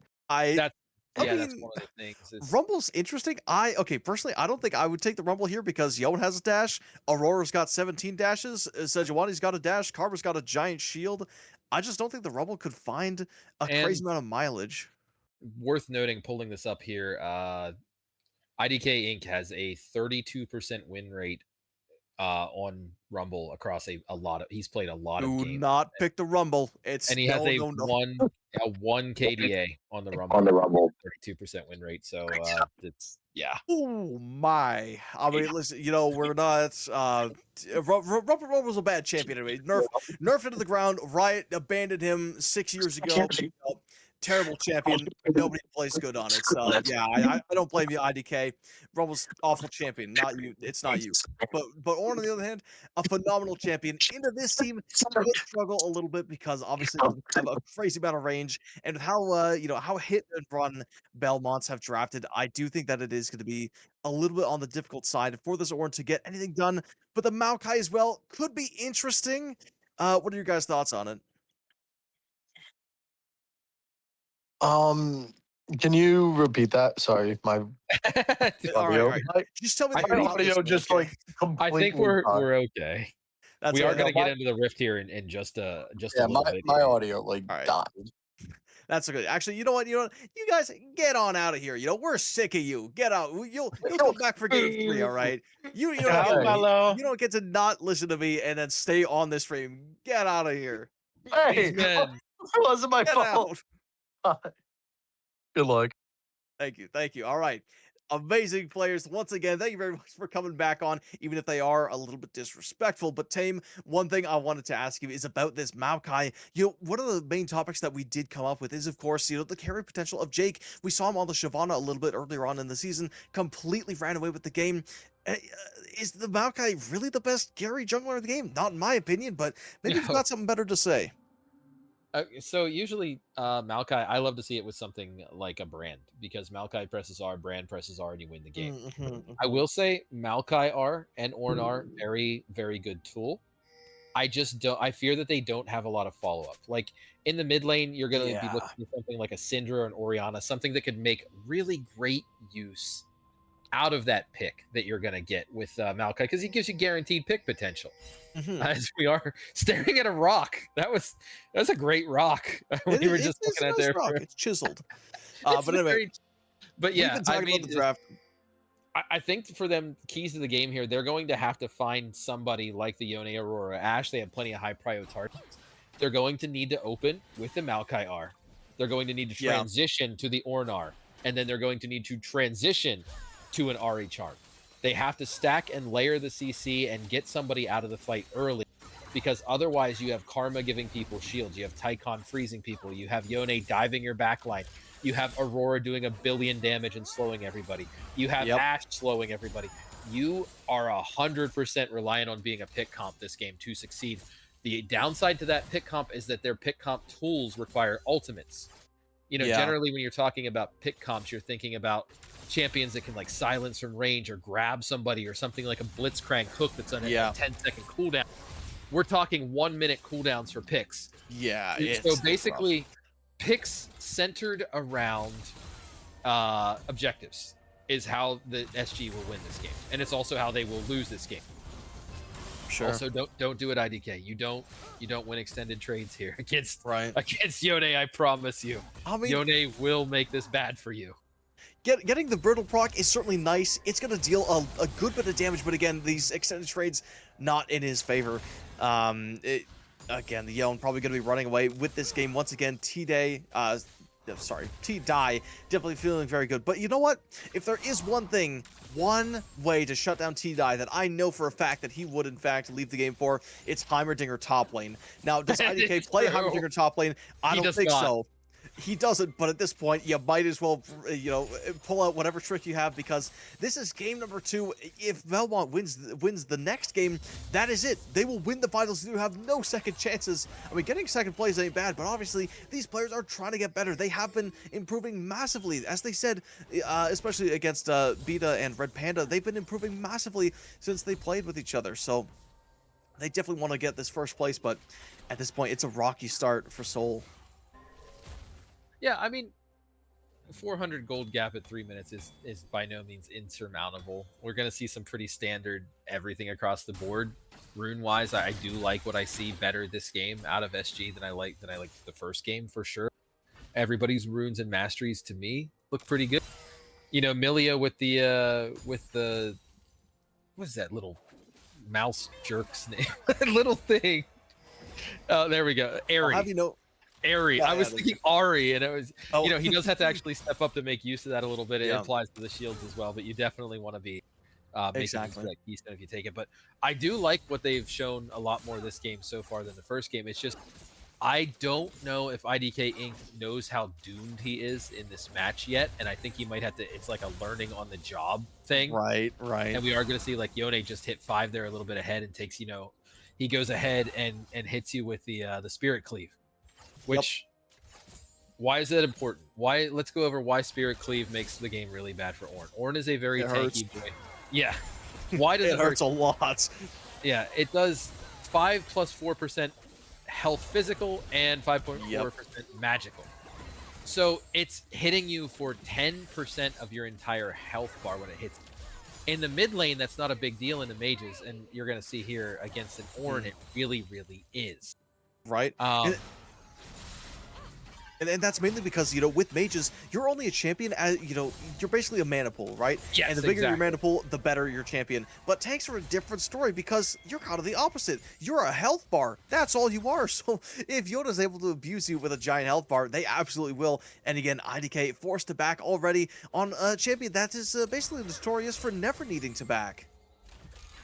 Yeah, and I mean, the fact also that Yone does mixed damage makes it bad for Ornn, so he can't just sit there and chill on 5 armor items or whatever. Yeah.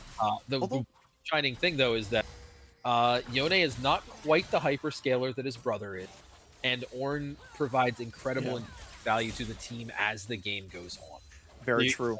you're going to see those ornaments come online at level 14, and then they just become more and more devastating. So if IDK can just, stow the bleeding and not die a couple times in lane, scale, an Ornn R can change an entire fight. Like, Sure, yeah. say somebody grabs you with an Ash R, you can Ornn R to counter it. Like, just break up their whole engaged. They do have, and I neglected to mention this earlier, a lot of good disengage tools as well. I mentioned how they would, yeah. but how they save themselves. Ari can dash away. Muerte can make everybody fast. Red Panda can cleanse everybody. Jake can just R and disengage with Maokai with a twisted advance. IDK Inc., he can call in the Ornn Horn, call of the Forge God. He's going to bring that out. And but it requires them to be patient and measured, which they were not in the first game. For sure. I do think that the same thing can kind of be said for Belmont's comp as well. Definitely better. I mean, we'll talk about that later as the top lane trade not going so well. But Yone kind of has some solid disengage. Can ult-away, can E backwards. Tycon, oh, never mind. We'll get to that later as we're going to be testing. Oh, that's a nice flash, though. That's the ult. Does manage to go wide. Maybe IDK can get help, but nope. That's going to be the Maokai coming in hot. Maybe just a tad late. Going to take a tower shot, but first blood to T-Die. Can he grab a double here as that nut is going to find him? Jake, what can he do? The health pods are ticking up. Is going to grab the return kill.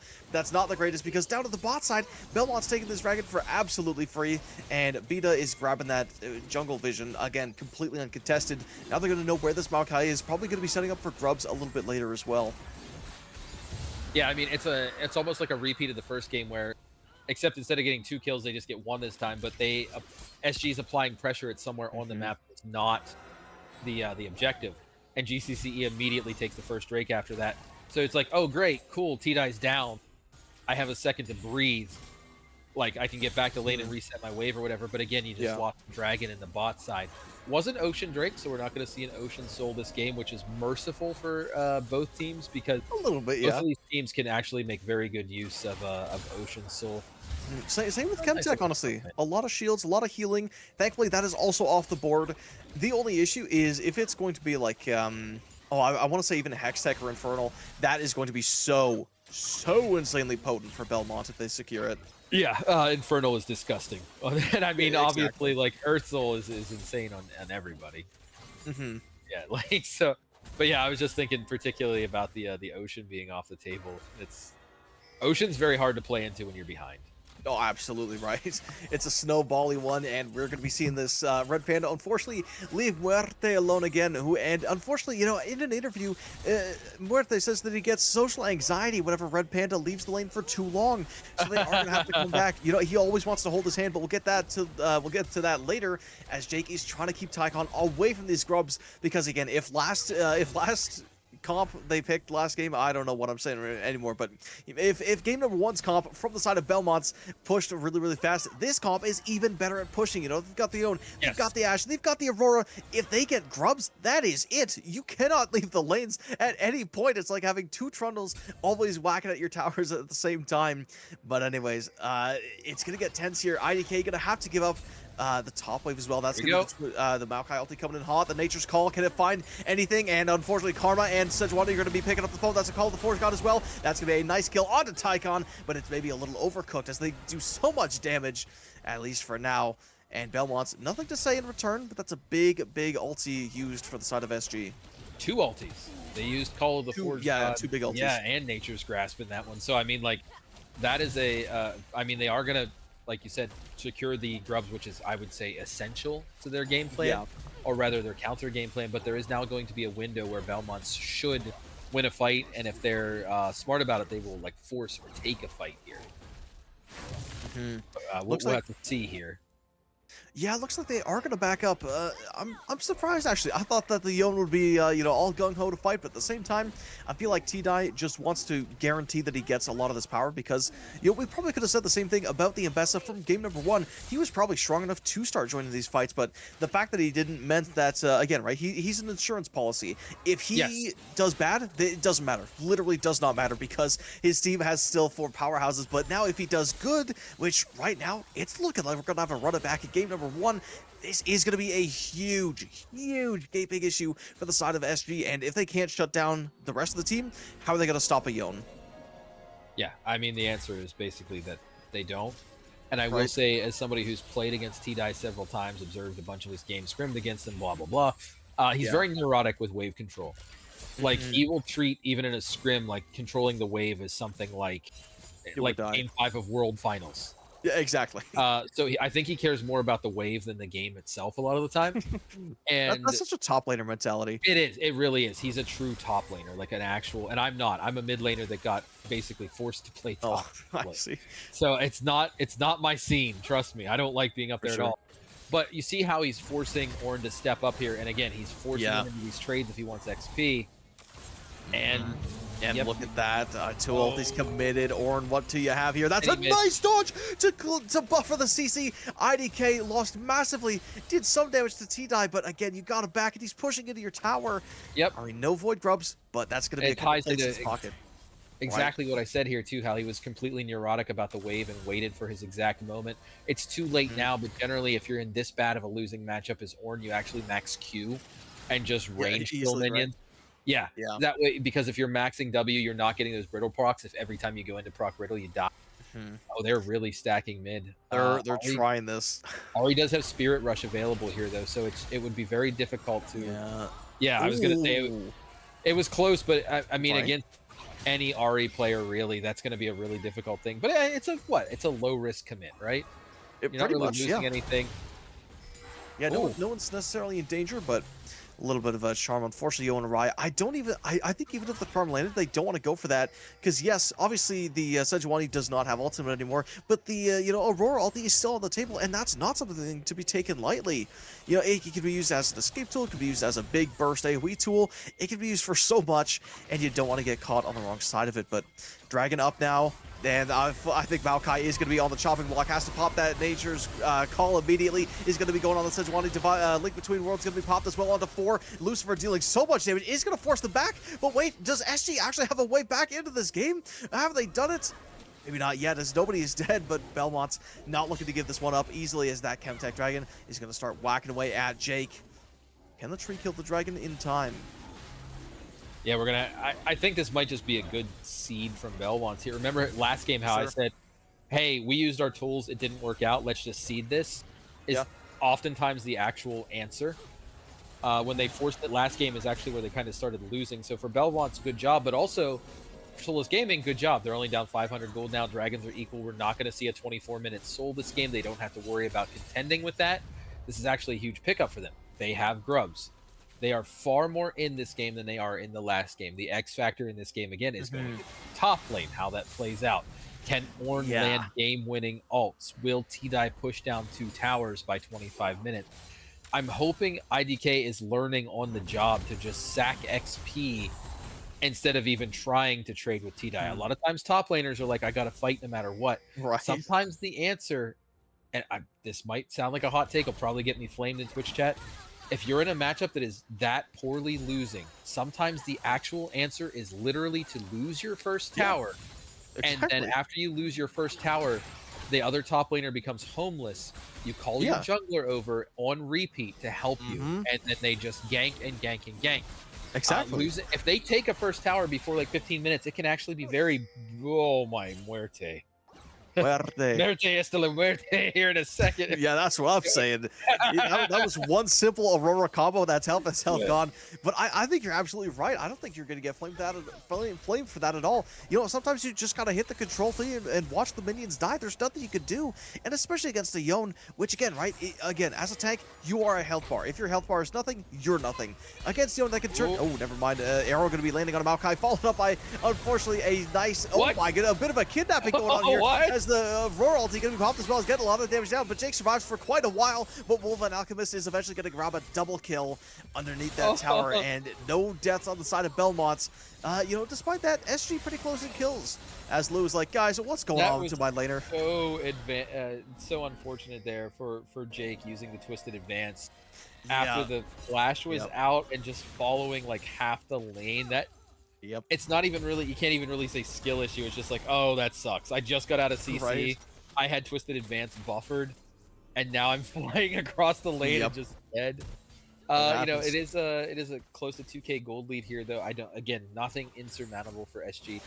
Next fight, next dragon's going to be very important for them. I'm going to actually be really curious to see how they handle the Herald here, I'd imagine Belmonts wants to break mid. When you break mid tower, you Right. have access to so much more of the map. Mm-hmm. And if they don't want that, they could just break top for T-Die and then just let him go around just rampaging the entire map.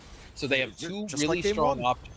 And then SG obviously is going to realize this as well and not want them to take it here. So I think in this particular game, I think Herald has a little bit higher of a prio than you would normally expect. No, I would And absolutely. they are full on moving towards it. Yeah, they Yeah, are me playing too. a lot better with their keys to the game this time. They're understanding a lot more about how to play the macro and how to play the map than they did in game one, where it was just like fight for whatever reason, seed everything anyway. Now they're actually making a lot more proactive plays. I love to see this. I'm not sure if popping it immediately mid when they don't have an advantageous position is the play, but it also stops it from rotting in somebody's inventory for 5 minutes. Very true. Maokai gonna take a bit of a nice Sunday Careful drive here. here. That's it. Herald is going to be gone, and you know, unfortunately, that was a really good angle. On the Herald, that's a nice return to Ash Arrow. That's going to be a nice Sejuani ult as well. Nature's Call going to be used as well. He's going to stop this engage just a little bit. The Ash is free hitting. Maokai going to be dropping down low, and that's an Aurora ulti for the ages. He's going to hit 3, and Buckby, what a monster, grabs a double kill, and they're looking for more. Lucifer has to flash away, and Sejuani just gets out of that tower. But again, Belmonts so incredibly up off of that. So SG not able to find any kills from that engage. Probably going to be bleeding a little bit more if they aren't careful here. Charm landing onto Sejuani. Nothing coming from it. Yeah, I mean, that was a shout out to Red Panda, really good Milio ult there, but they just didn't have angle to. If you look down there, you're just going to see that there's nothing there ward wise for them to stop what Buckby did. And when you know, like you said, an amazing Aurora ult, really well played there. And when you kind of let that happen and you're not scouting these plays, it's really devastating, as we're finding out. In that gold lead quickly ballooning to 4,500, and IDK is actually in a bad position. Yeah, he's in a real bad spot here. He already used his E to charge away, and when you expend Searing Charge, Ornn has basically no mobility. Sitting on Searing Charge is what's so important for him, because it's always that like X factor and how he's going to make his plays. Is he going to knock you up into the wall? Is he going to adjust where his ult's going? When you give that, when you show your hand really early as Ornn, it makes playing really difficult. Right. So, now, I fully expect GCCE to take this next Drake, and I think it's, I would say, foolish to even try to contest. And you notice there, we just saw a quick little glimpse of T-Die just being like, you know what? You take this wave, I'm leaving. He actually realizes the I don't want top tower yet thing. He wants extending his lead. He wants the plates. And it's actually a little bit foolish here for IDK Inc. to be pushing out to the extent that he is. The correct play would be to hold the wave at his tower. I know you're desperate for gold, but pushing the wave the whole way here for T-Die, who's now going TPing into the bot lane fight. Here we go. A rough one. Ash ulti is going to miss, but Lucifer is going to be caught out. They do manage to land a charm. That's going to be another Nature's Call onto so many, but in the backline, Red Panda is going to be gone on by Buckby, but over in the middle of the fight, that's a beautiful ult. Lucifer's going to be able to find one, but now Muerte is going to be turned on by the entire front line, and they take him down. T-Die just slices him in half like it's Fruit Ninja, and Jake is sent on the run as the Lumberjack T-Die is going to have to back off with that Fate's Call ending. I mean, it's just wraps for SG. They have no answer for this. And one thing as well is, like, yes, IDK, you don't want to be pushing out that far. I think that T-Die realized that he used TP and was like, hey, that's awesome. Now we can guarantee numbers and guarantee a good fight on that dragon, which snowballs into a tower, snowballs into a gold lead, snowballs into an XP lead, and so much more. You trade a top tower, but again, like you're saying, sometimes that's not even the best move. Yeah, I mean, now IDK Inc. is homeless. Yeah. Like, he has really nowhere he can go.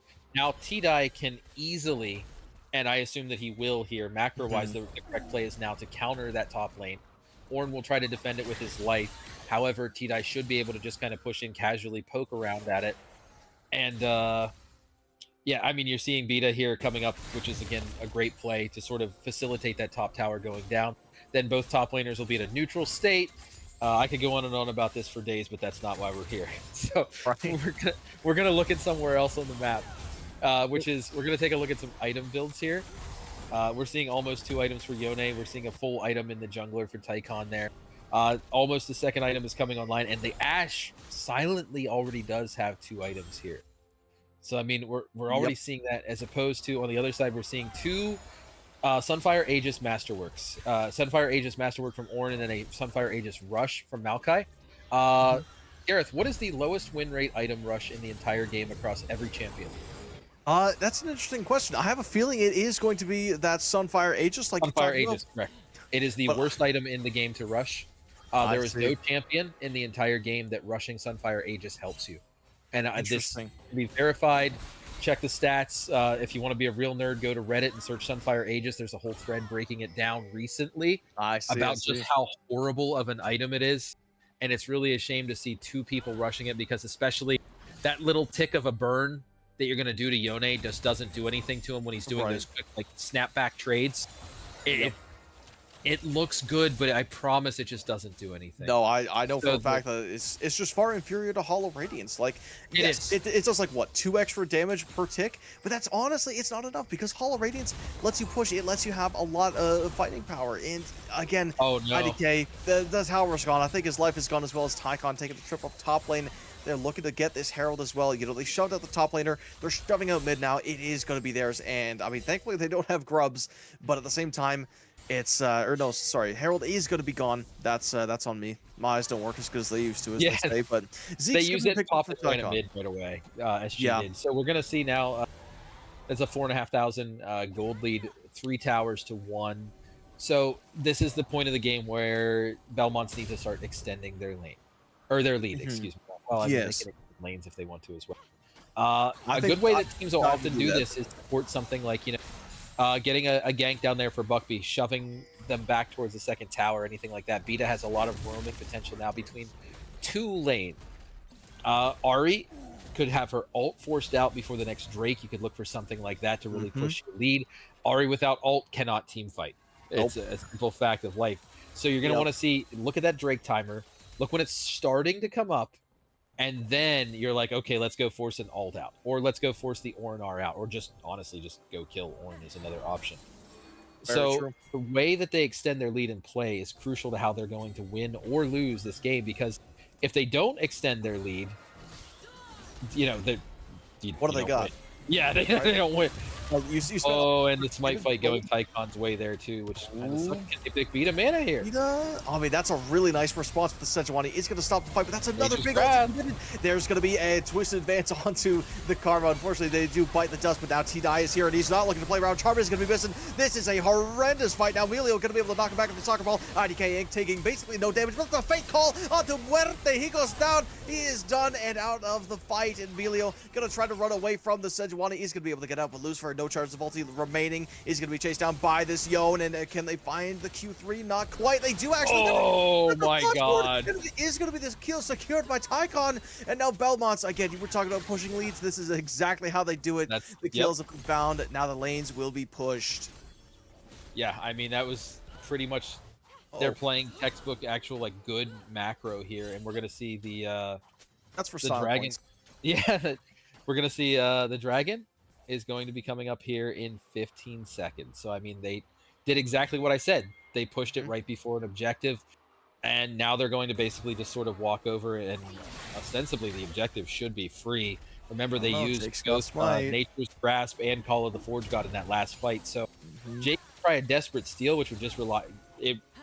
It's not soul. I don't think you go for the Oh, suicide true. steal true. here, because even if you get it, you just die and give them even more gold. I Mhm. don't think an extra Cloud Drake really does much for them that isn't already happening here. So I would like to see them just seed this, to be honest.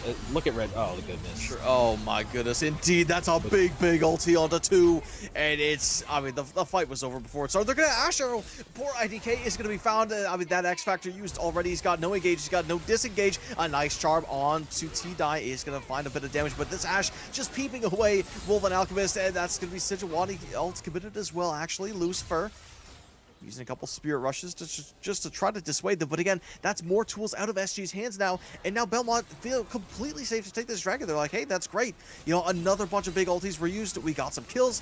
Awesome. Just go dragon. They literally can't do anything now.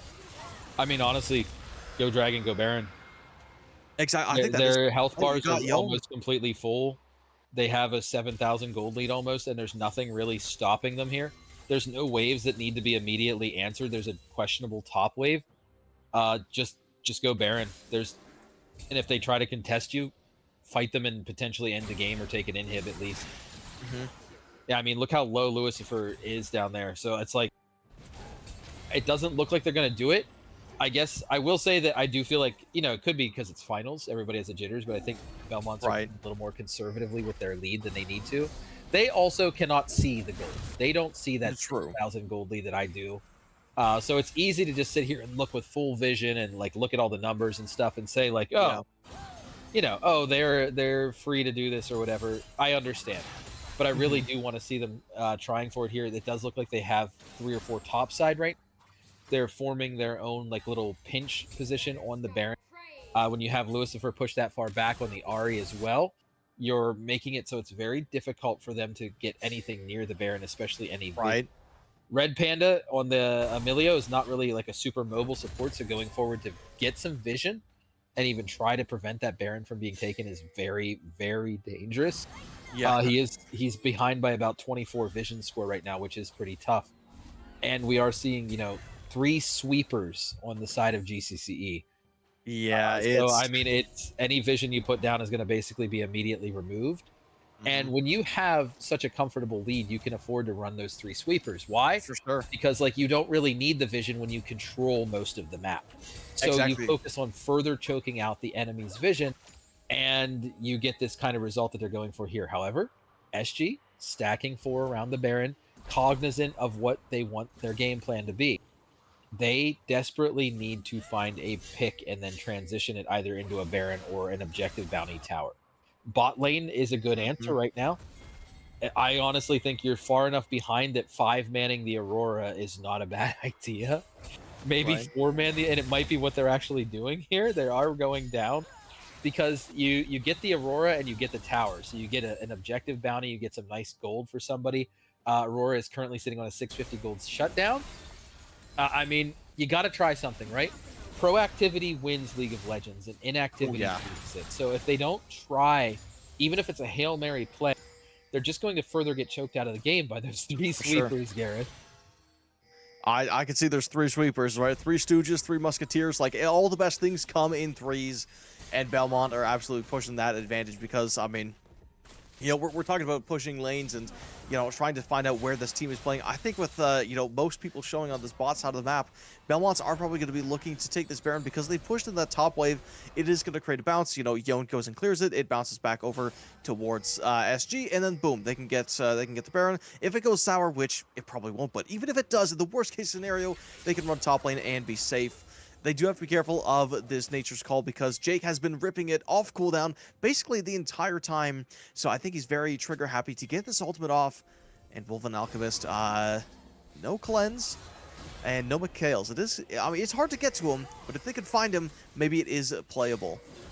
Yeah, and that's what I was saying. You really need that. But the thing is, as well, the negative to that is like how I mentioned they had 3 high prio targets between the Yone, between the Aurora, between the Ad. And here we go. Let's hope they can get one. Call the Forge God is going to be opening up, but that's a nice that's immediately taken out. The Melio and the Nature's Call is going to be there. T-Die as well joining the fight. You've got to back up now, SG. You've got nothing. Sejuani ult is going to be onto IDK. He does manage to hit the wall for a knockup, but nothing is going to be knocked up. And Yon is just wreaking havoc. Fate Sealed is not going to be sealed onto the Sivir, but they do trade the Ornn as well. Muerte is going to be flashed on by that Yon, and that's a double kill by T-Die. And now Lucifer as well is going to flash away, but to no avail. That is Baron. That is ending. That is everything that SG did not want to happen, and Belmonts, dare I say, game 2 is theirs. I was going to say, the Baron is, I guess, a super power play, but I honestly think you just run and take inhibs there. You send T-Die bot lane and everybody else mid lane, and you grab 2 inhibs and then go take the Baron. Like, you could easily... Red Panda's up? Well, actually, yeah, I'm sure the Emilio, the little orphan boy with a fire friend, is going to just stop like a deranged swordsman carrying 2 swords and a freaking gigantic like Amazonian lady on a boar's back. I don't know, man. Anything can happen, but no, Yeah. you're absolutely right. They do want to push it, but again, maybe it is the jitters because now, as if their position in this game wasn't secured enough, now they've spent all the gold that they've got. They've got the Baron buff, and now they're staring down a Cloud Soul. And as if Yone wasn't already a big problem, slap a Cloud Soul on top of a Fate Sealed, and like genuinely, how do you get away? Like Silver Ulti Yeah, might no, be enough, but the key word is might. Again, Yone really is the insurance policy in this game, and it's just showing like T-Dye's diversity as a player, as it looks like this might be the game-ending fight here. Ooh, that's a nice Sejuani ult, gonna open everything up. That's gonna be called the Forge God, but again, another beastly Aurora ulti is gonna find so much damage. But wait, the damage is coming in from SG. It doesn't really matter though. IDK is gonna be dropping down super duper low. That's gonna be the Fate Sealed from the Yone. He's gonna grab a couple kills, and it's just over. They do manage to shut down the Yone, which low-key worth. I believe that was Sivir who did get there. So Muerte, it's not your fault anymore. It's your team's. But at the same time, Belmonts is just coming out on top, and Lucifer, they've got just nothing left to say.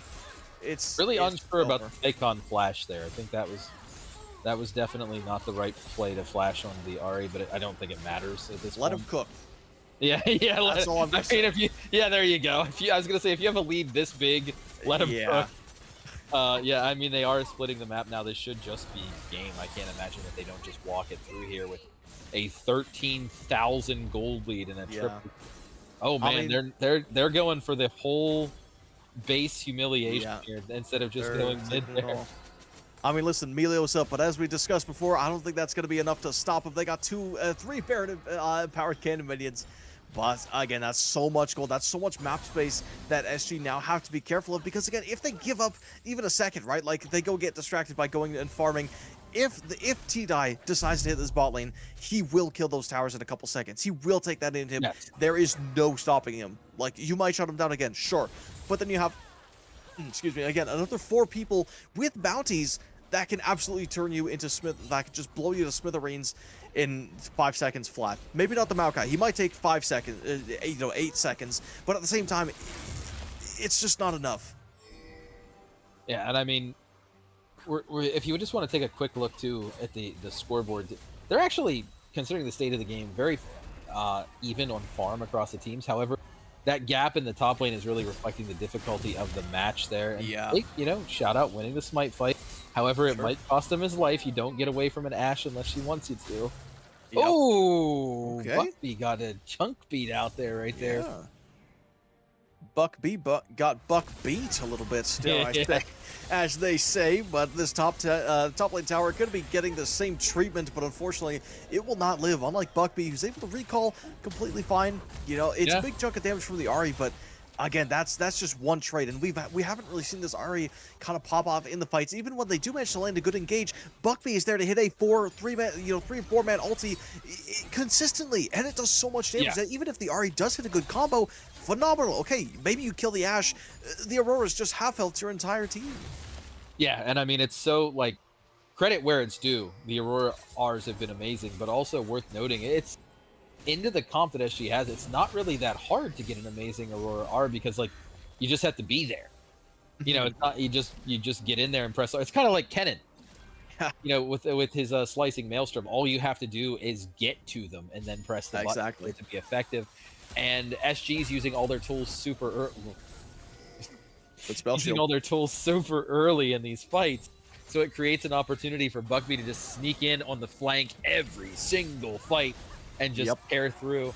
This has to be it right here, right? That we can't. I mean, no Ahri ults. The charm is going to land. That's going to be called the Forge God as well. It might actually be enough to get the Karma, but that is not the carry. Yone's going to be in the fight now as well. Sejuani going to be trying to run away. Ahri's going to be trying to dash forward. Unfortunately, that's a big Fate Sealed. It's absolutely everyone in the damage is too much. Buckby, you absolute monster. Hey, they stole his penta. Yellow card, man. Yellow card, Wolven.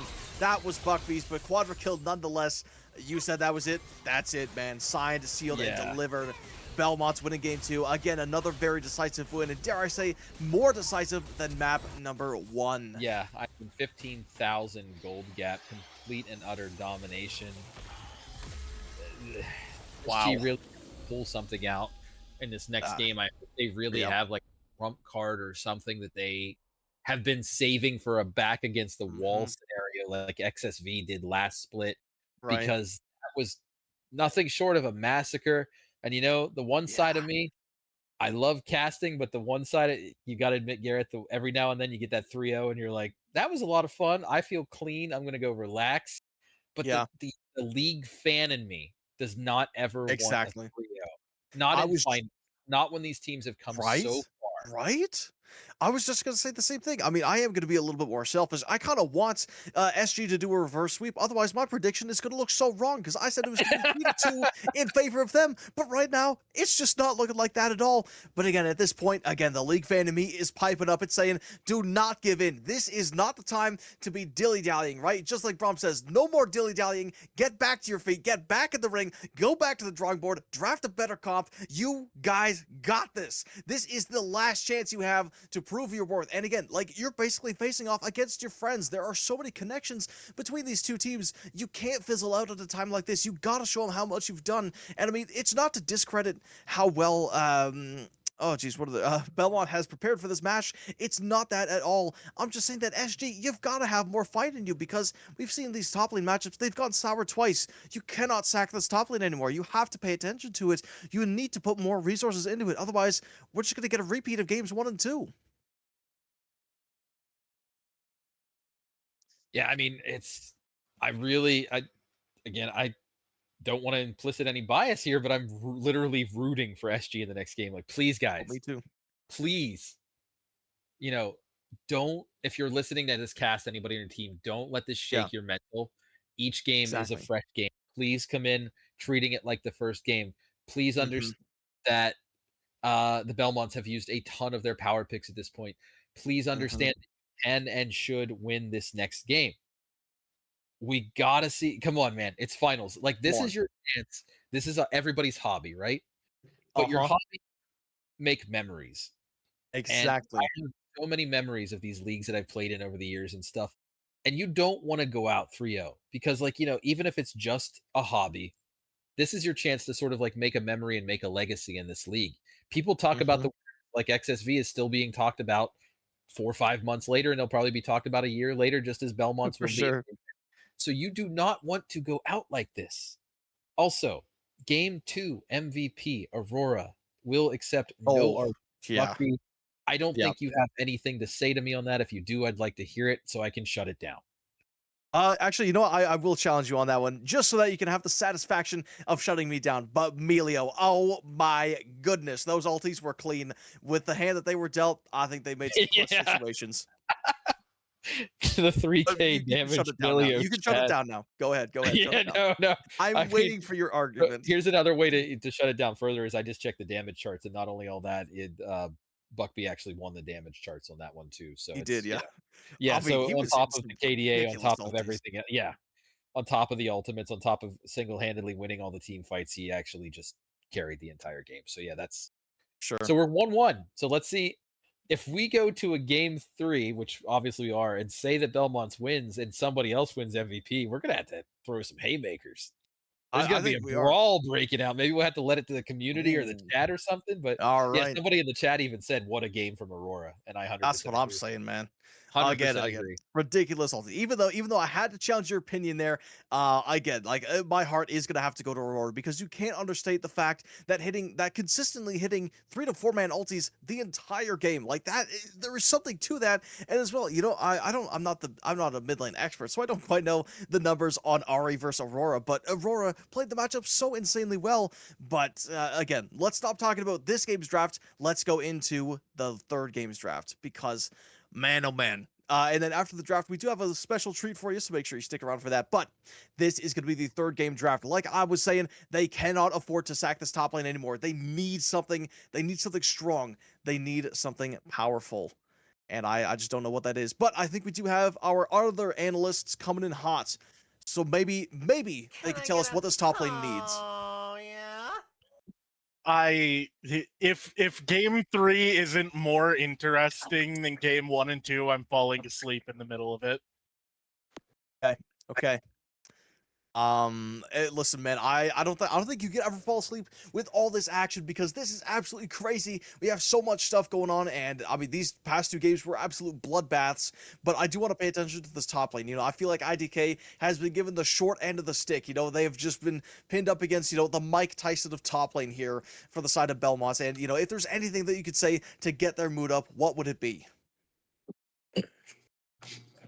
Uh, That's not very encouraging. Come on, guys. Like, well, okay. You know what I would say, but I'm not allowed to.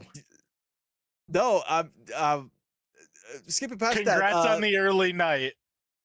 No, get him off tanks. Legitimately, take him off tank duty, as Okay, well as please, for the love of God, do not put Jake on another tank.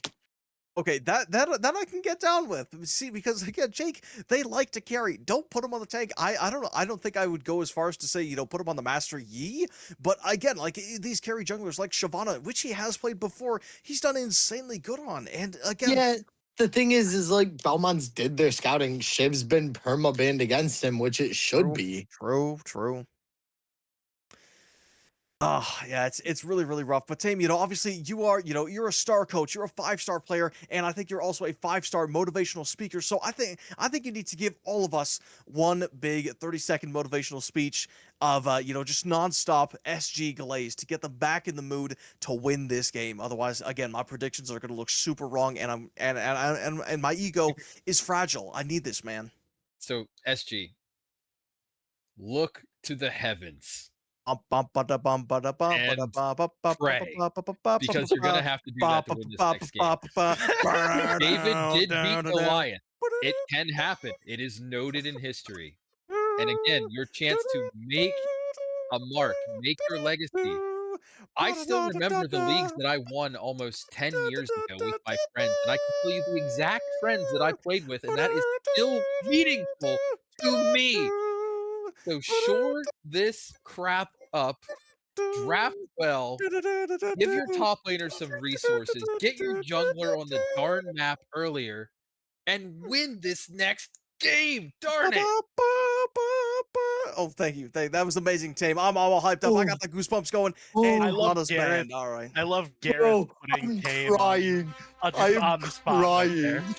Listen, man, we got to make sure that this is as epic as it could be.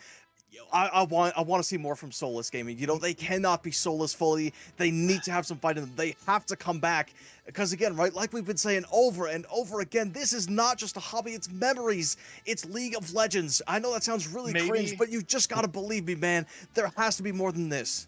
Maybe they weren't soulless going into the split, and they used all of the soul they had left getting to finals. Well, souls could be resurrected. I'll have you know. So. Maybe Hey. that's some, what? Hey, just throw not a bailout on them. That's really funny. I wonder why you'd say that one. Damn, that's a really funny reference. Wow, oh yeah, Dan. I don't think you ever got back to me about that, by the way. Oh, Yeah. I genuinely forgot to. Yeah, well, you said that you have it written down, so I mean, I'm waiting, man. Yeah. I mean, I could also just say it, but Don't say the first thing, but. not the first one. If you're a little bit curious what we're talking about, before we did get into this game, I did ask a few of the players. And Tame, you're also going to be giving me your thoughts on this as well. Just to kind of lighten the mood, what non-ultimate ability would you take from League of Legends and use it in real life? Tame, I'm going to give you some time to think, but I'm going to read off some of the answers. T-Dye was going to take the Tahm Kench W because it's a pseudo teleport, but then he later changed his answer to the Wukong W so that he could have a clone. When asked about what his Wukong clone would be used for, he did not elaborate. So, I don't know. Maybe, anyway. Beta said that they would take Akshan Hook. Definitely very classic answer. That's awesome, actually. Not a classic answer at all. No one's really said that, but I would, in fact, really, really like it. Next up, we've got Ballistic, who would take Shaco Q. Very, very cool. Then we got Tycon, who would actually take the Kane E, which, again, insanely good ability. And Dan, you initially said the Yorick Cage, but I assume you want to change it up, right? Because that's just super lame. That's super lame. I love Gareth. I love Gareth saying what everybody else said right away and not what I said right away. That is correct. A PR answer. One I'm thinking of Master EW. You just get to heal Okay. yourself. Okay. You I take a like bad hit during football. No, Okay. What do you mean? No, that sounds pretty good. Being no, able to just not Dan. Jake's on a I have moo. a Jake's on a moo. Jake's on a tank. Jake's Why? on a tank. Why? Buckby has Ziggs, and they're going Kaisa blind into a Caitlyn. This is Yeah, already it's already over. It's Yeah, and- already really, over. really rough As draft a so far. as a Caitlyn and a Kaisa player, this is hell for Kaisa. and correct me if I'm wrong. Is Caitlyn not one of Wolven's best picks? It It is. is, Like, yeah. into the It chamber, is. like, Tested in our series last week. We had Oh. to make sure we grabbed it to get it away from him, and yeah, I mean, Kaisa uses oh predators. no. You know, That's Kaisa not what we uses, want to see. Prey Seeker into a predator, and Nautilus can just auto attack you once and root you, so you can't just sit there and go like invisible in the back line and dash around and everything. It So, I mean, it that- also takes away one of Kaisa's best support picks. Right. It's Yeah. okay, not looking good. But again, let's lighten the mood again. Dan, do you have a second answer for what your ability league would be? Or ability you would use in real life? Viego E. Yeah, agree. Ooh, okay. Any reason why? Never mind. All right, team, turning the mic to you. If you could take any non-ultimate ability from League and use it in real life, what would you take?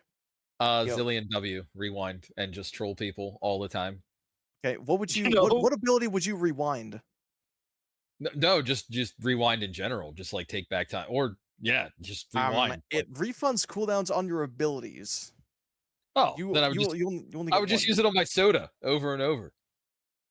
Or just I would Okay. drink my soda and then rewind my soda. Okay, that's I would a bit I of a would Gragas I would build answer, rewind but I like all that. of my LP losses to before them. Okay. This All right. I'm with it. this isn't necessarily about the draft. I love seeing, but it has a little bit to do with it.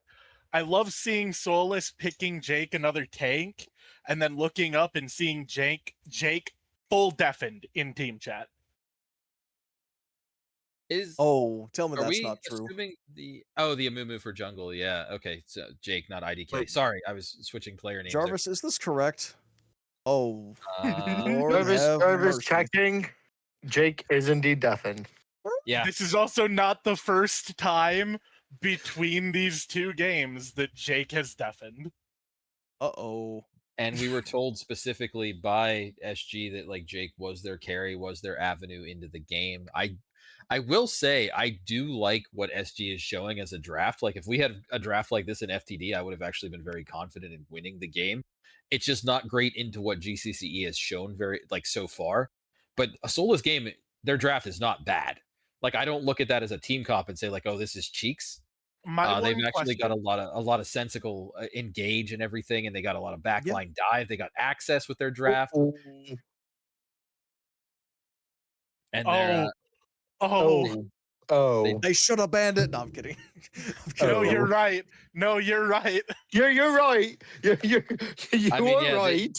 they banned Nefiri. Malphite and Nefiri. That's Respect Does, ban. does Respect ban. Tycon play Nefiri? Yes, he does. Yeah, I he believe a will fair bit, rip yeah. Malphite, but Oh Malphite my is not god, that it's scary. owner! Oh my goodness. It's owner!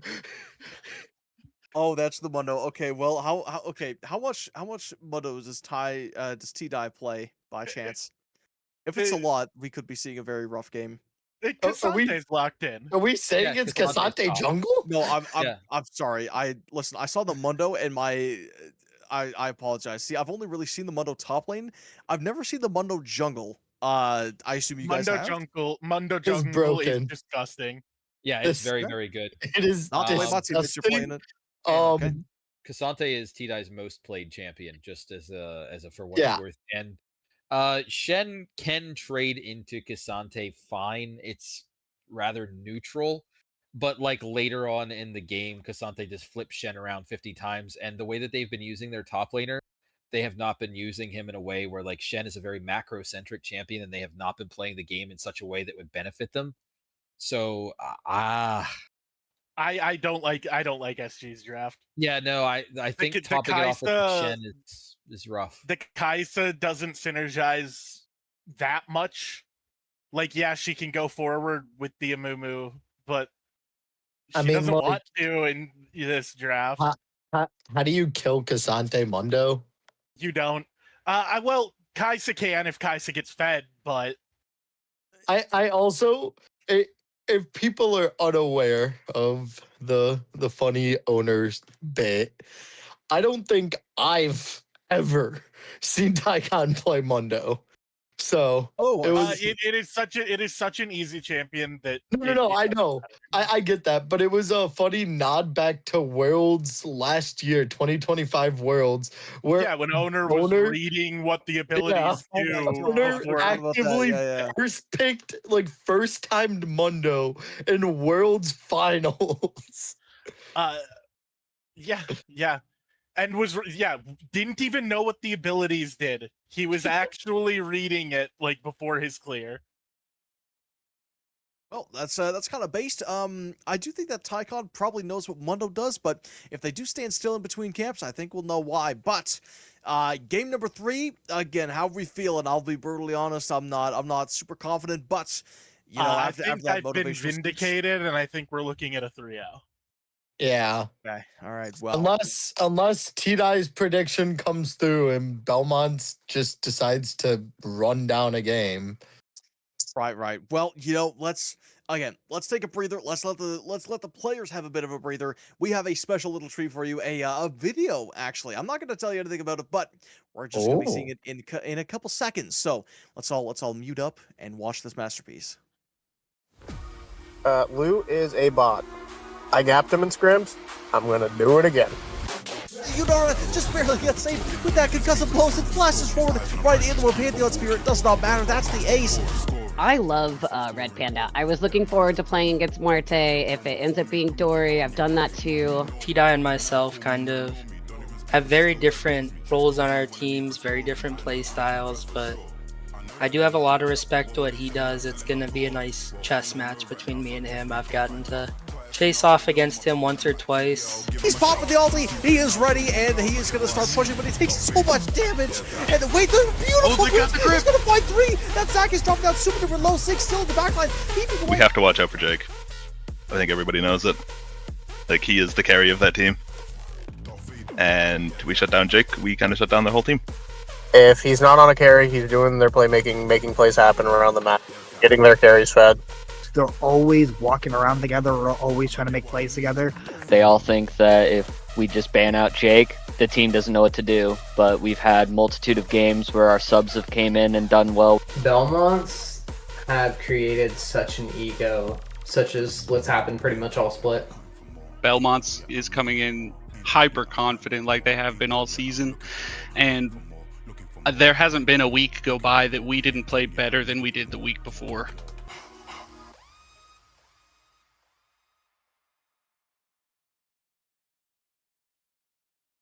Man, oh man. Banger. A slammer video. Out. Banger. Banger video. Shout out Buckbeef for just being blunt. Shout out whoever said that there hasn't been a series they didn't play better than the week before when they're showing this. Nah, this is just nerves.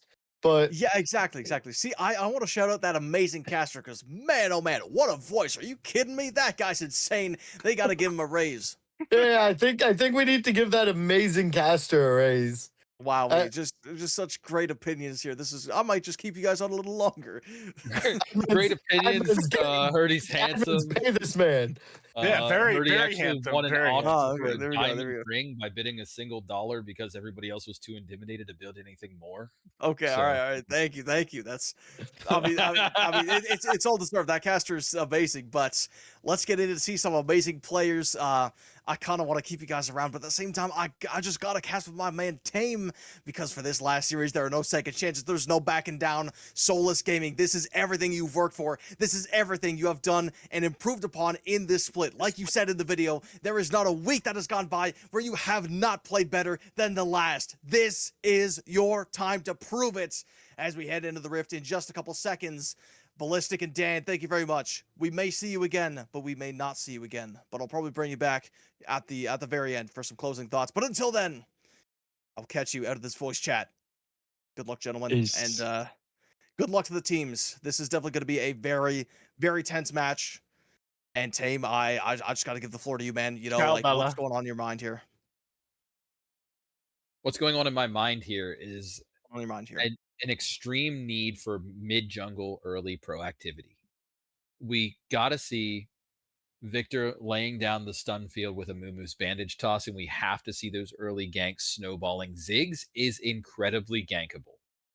I play a lot of Ziggs. If his W is ever down, or even if you can't put it in an advantageous position, you're very gankable. I think that's actually why Ziggs finds more purchase in the bot lane than mid right now, is because of how easy it is to angle your W to get away bot lane versus mid. And, you know, obviously someone can just pick like a Talon off the rip into you in mid lane or something like that. Right. But that is your avenue to win this game. Get Buckby behind. You're not going to gank Cassante. He's literally just going to, I will not yield, and just walk away from you.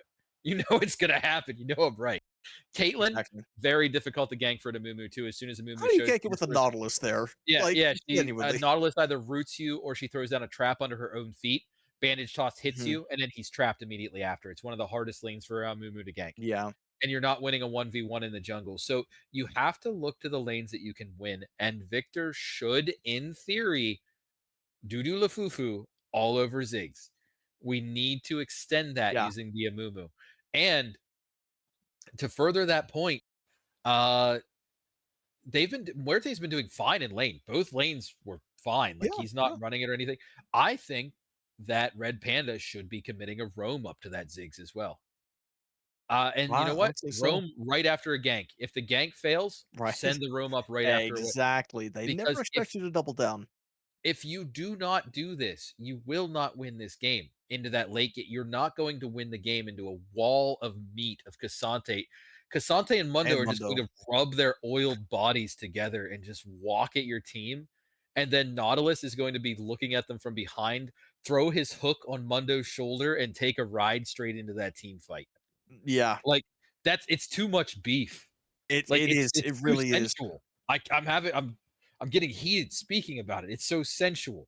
Thanks, Tame, for the visual. I think we need to know a lot more information. But if there is anything to be said, I want to say that maybe the Victor is going to have a field day with, probably Bloodletter's Curse. Leandri seems like a must buy here.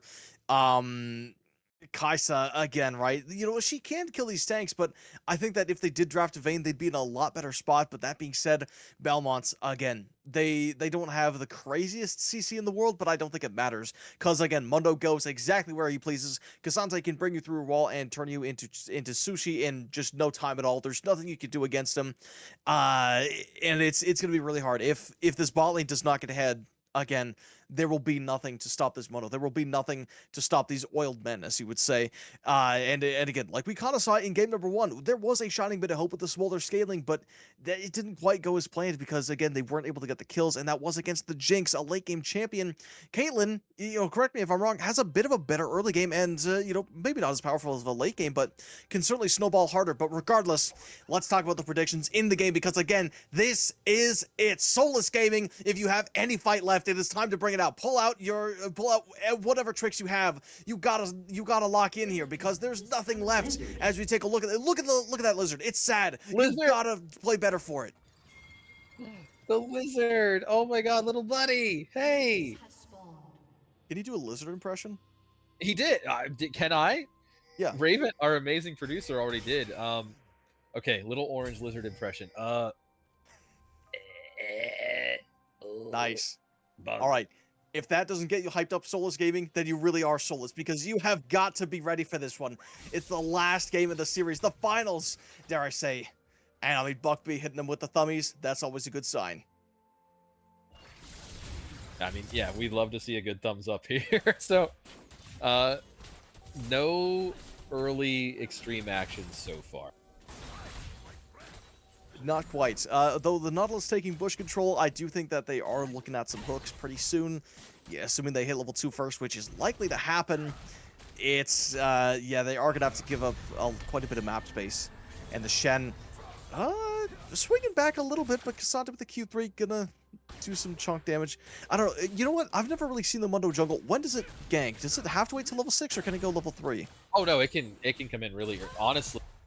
Into lanes like the Cassandra, you land a cleaver on the Shen, and if his dash is down, it's just over. Wraps. Okay. Yeah, I mean, yeah, it's just walking in and just throwing a cleaver. It can be so devastating. That's part of the reason that he's very good. And I was going to say, you're going to see here, Shen does win those early trades. He's a monster on levels where Spirit Blade is leveled up, which, you know, it is. Oh, SG, no! No! It's, Flash, no. Oh, I mean, it's not the best start in the world, but it's okay. You know, Shen, I mean, he's really only a shield bot. I mean, he does do quite a bit of trading, but at the end of the day, Shen's biggest thing is this, you know, basically counter gank potential. And with how much attention Belmonts has been putting towards this bot lane, I think that's okay. You know, kind of sack the top lane a little bit. Might still be a mistake, but if you can get this Kai'Sa ahead, it might just be worth it. True. And I mean, point of power here. Look at mid lane. Buckby is getting worked down. The Victor Ziggs lane is going as it should. Lucifer should handily win that lane.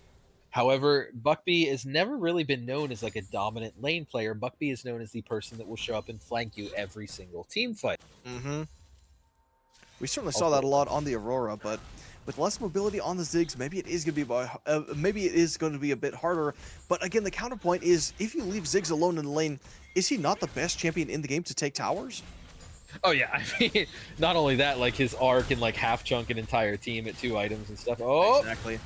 Bit of action Red down Bandit, the bot back lane. off. Oh, Hello? that's going to be a very dead Braum. And the Ignite takes down. Nautilus going to be sealing the first blood. Oh, Momo coming in, but the Q is just not there. But Mono is coming in hot. You can hear the Alois music playing as he's just going to walk back over towards the farming pattern. Say, you guys interrupted my business meeting. I got big money moves to make, and I'm going to go back to farming. But that's a rough opening for Soulless Gaming. Gareth, I was sorry to interrupt you there, but was Red Panda lagged or something? Like, at least on my end, what I saw was Braum put up the wall. You know, Yeah. he popped the stand behind me, and then just kind of stood there for like a full half second without pacing backwards. Did you see that too?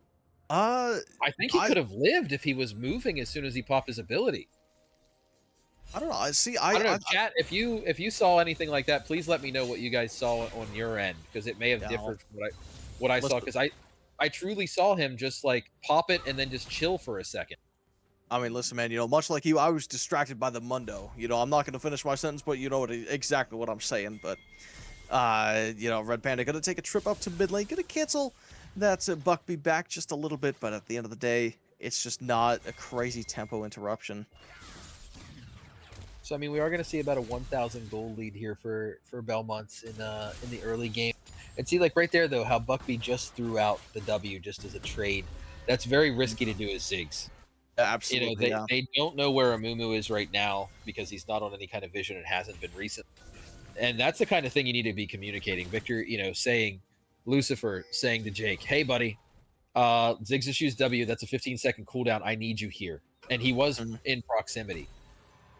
And even if you don't get a kill, you set him behind, you make it more difficult for him to play and everything too. For sure.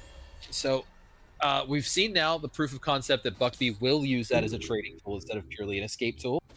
So now hopefully that's being communicated and will be capitalized on here, because we're already seeing, you know, the 800 gold lead at 5 minutes, which is 800 gold's a good bit. You know, that's 2 long swords across the team, or anything like 2 ruby crystals across the team, or almost 3 pairs of boots across your team. Oh, ooh, I like the 3 pairs I mean, of there's boots. a flash. Yeah, not bad. Again, you know, all the camps are down, so it is a good time to gank. So it's good that they're not stacking anything. But again, like the Mundo, I mean, dare I say, they couldn't care less. I don't think Tycon really cares if his team dies a couple times, because they're so monstrously ahead, you know, in terms of games, that is, right? They can afford a game or two. But again, if this Mundo is not stopped, he will not be stopped. You know what I'm saying? Yeah, absolutely. I mean, Mundo goes where he pleases. It's a meme for a reason. Like, we all know. And then see, the camera just panned to top lane there, and you can actually see T-Dye, he missed a couple of minions there. That is not him messing up. I promise you. Oh, that's He let his intentional. last couple fall because he valued the auto attack coming from his own minions to delay the wave pushing a little bit more. Here comes Jake though. And I mean, look at that again. How do you get Cassante? Ult is You down, don't. sure, but are you really going to be sticking around for much longer? It's tough, and they've already got a dragon, and there's a fight breaking out in the bot lane as well. Hook is going to be missing, but that's a nice stun onto Buckby, but he does flash it, which is going to save him a little bit more. But man, oh man, is it ever getting rough out here? It's already a 1,000 gold lead at 6 minutes. If that doesn't put the nail in the coffin, I don't know what will. I know what'll put a nail in your coffin personally. Thanks, Tame. I'll keep that in mind. No, I got a good one. Hear me out. Okay, I'm not saying I'm going to murder you. Holy hell. That's not the way I was taking it, but I have a feeling I misinterpreted it anyways. But go on. No, okay, so why did Cassante get into a horrible car crash on the highway? Because he deserved it. Jeez. Okay, no, because he was merging and he would not yield. Oh, I see. That's a good one. All right. That's a bit of a dad joke, you could say. But anyway. I have a son. I literally have a son. I know. That the audience was supposed to know. Let me have my dad jokes, though. All right, you can have your dad joke. That was good. Anyway. No, I won't continue that one. But Caitlyn's going to continue pushing down on this bot lane turret. It's just going to... it's already 2 plates. There's really nothing to say at this point. It's tough. It's like watching Old Yeller all over again. Yeah, I mean, even on a third rewatch, you know the outcome, and it's still sad, and you still cry. Still just as sad. It's rough, man. But at the end of the day, maybe there is hope. And if there is hope, you know, it's a dish best served hot or something like that. I don't know. But Mundo's making his way over towards this poor Amumu, who's going to be crying even more tears as he doesn't even care about him. He's just there for the grubbies.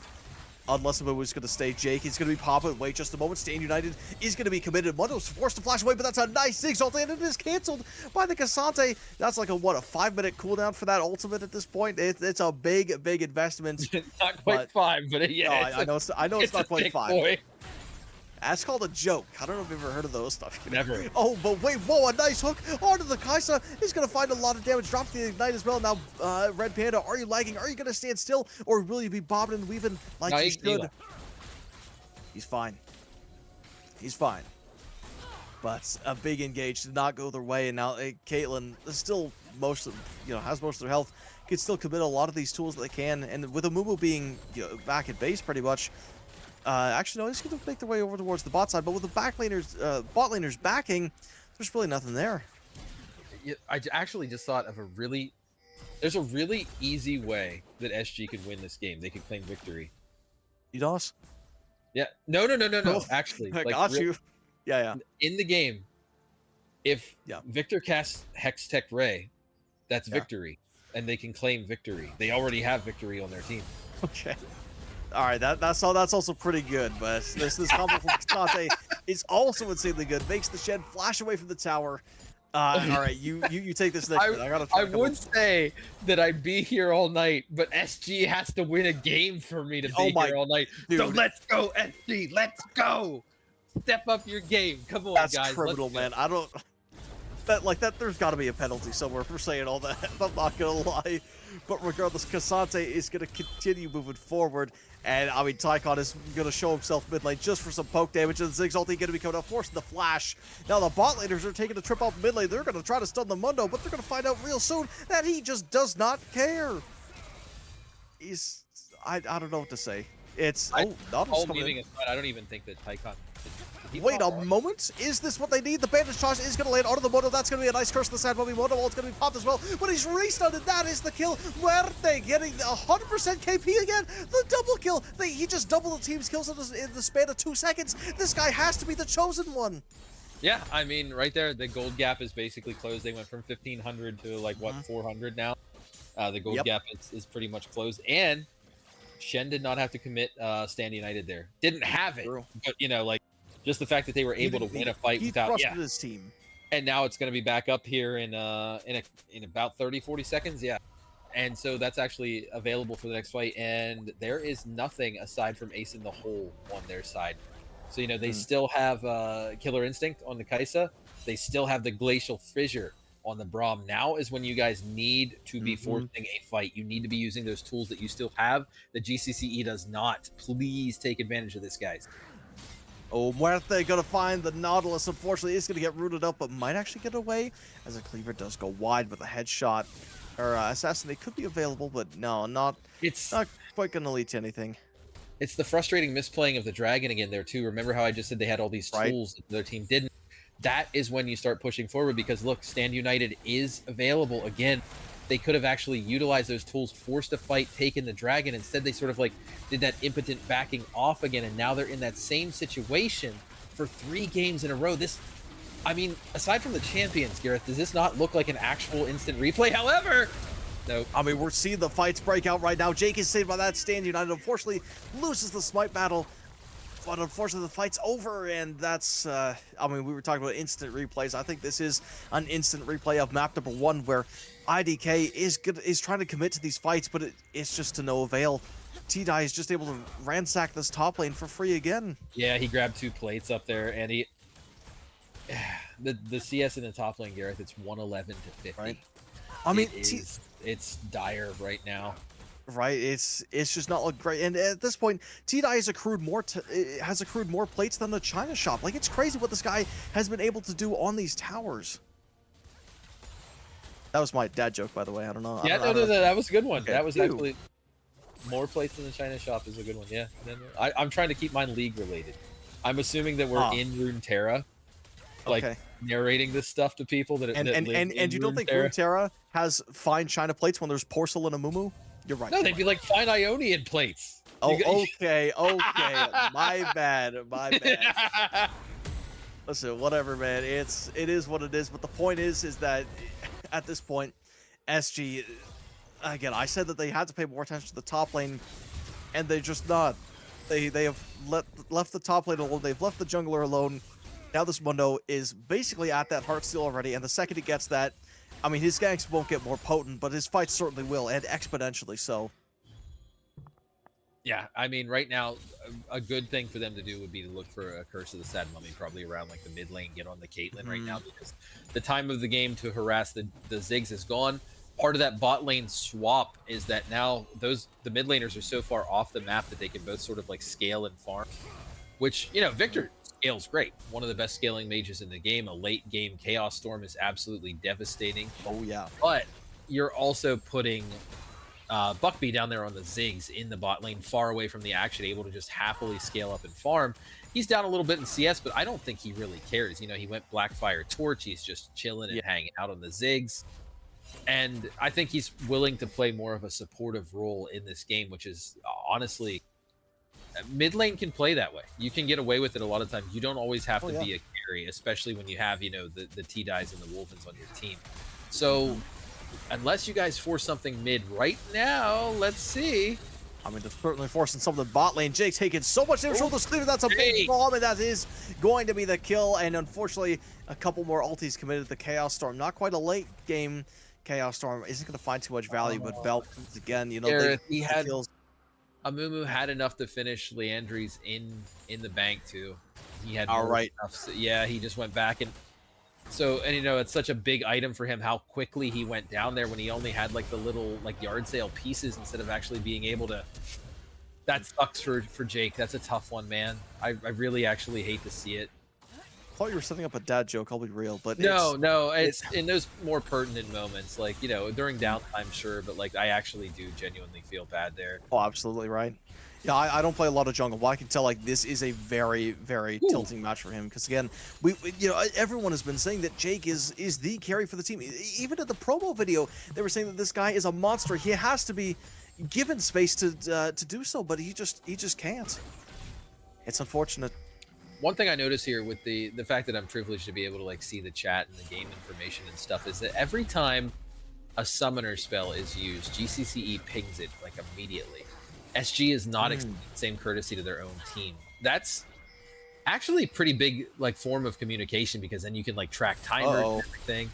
Oh, I mean, Vita? we're going to be seeing the timer Oh, on this pretty Shen. soon. I mean, wait just a moment. That's a big bomb, and that's so much damage. Can Mundo fall, though? They are protecting the Kaisa. Tycon is going to be able to find the kill, and they are not going to be able to get the Kaisa. And Kaisa's not going to be able to find anything herself as Braum goes down as well. And now they're looking for more. They're looking for Muerte, and he's able to use the killer instinct a bit, but is it going to matter? Not quite, but do they take Tina? Yes, they do. Wait just a moment. That's a big kill, but it's an even bigger kill and an even bigger advantage for the side of Belmont. Yeah, I mean, it seems like they've done this like sort of like last game as well, where they were like willing to sort of like, I don't want to say throw a fight because they didn't lose the fight by any stretch of the event, but they're willing to like, yeah, this is an amount of our lead that we're willing to sacrifice for this objective. They've done that in all 3 games now, where I think they've sort of extended and pushed a fight that they know is not the best like correct decision to make, and by doing that, you know, they are securing better things on the map. I mean, Cloud Drake's up right now. They insta-pop the Herald mid. What are you going to do about it? Jake is there. Jake's where he's meant to be. There's no Stand United. It was used very early on the Victor in the last game. Yeah. Shen is such a hard champion to play. Oh, Jake! Wait just a moment. That is a curse of the Sad Mummy, and I don't think they're very sad about that one. And now they're going to be teleporting in as well. Can they find the Nautilus? Just barely escaping it with the concussive blows, not quite landing. Now T-Die, the tankiest champion in the game, is going to be brought down. Titans can fall in. Muerte is able to get their kills once again. 4-1. Listen, there is a glimmer of hope. It's not very big, but it is bright and it is beautiful. Soulless Gaming, I mean, not quite closing the gold gap, but it's certainly a much better position to be in. And with that dragon up as well, that is going to be a very free objective. And dare I say, the first free dragon that they have received in this series. Yeah, I mean, amazing. Oh, baby. Amazing win there on that fight. Really great Curse of the Sad Mummy from Jake. Like that. Oh, yeah. That was awesome. They say Amumu has no friends, but his were right there to back him up immediately. And that was awesome. No, that was just the way that he like bandage tossed straight into the fight and just wasted no time, and that they followed up on him there was great. And if they can keep fighting like that, remember, I did say in draft, their draft isn't bad at all. These are all great meta champions. It's just bad into what GCCE has, in my opinion. No, I agree. We've seen far crazier stuff happen. All right, let's see. The one thing I want to check. Okay, Shen is not rushing a Sunfire.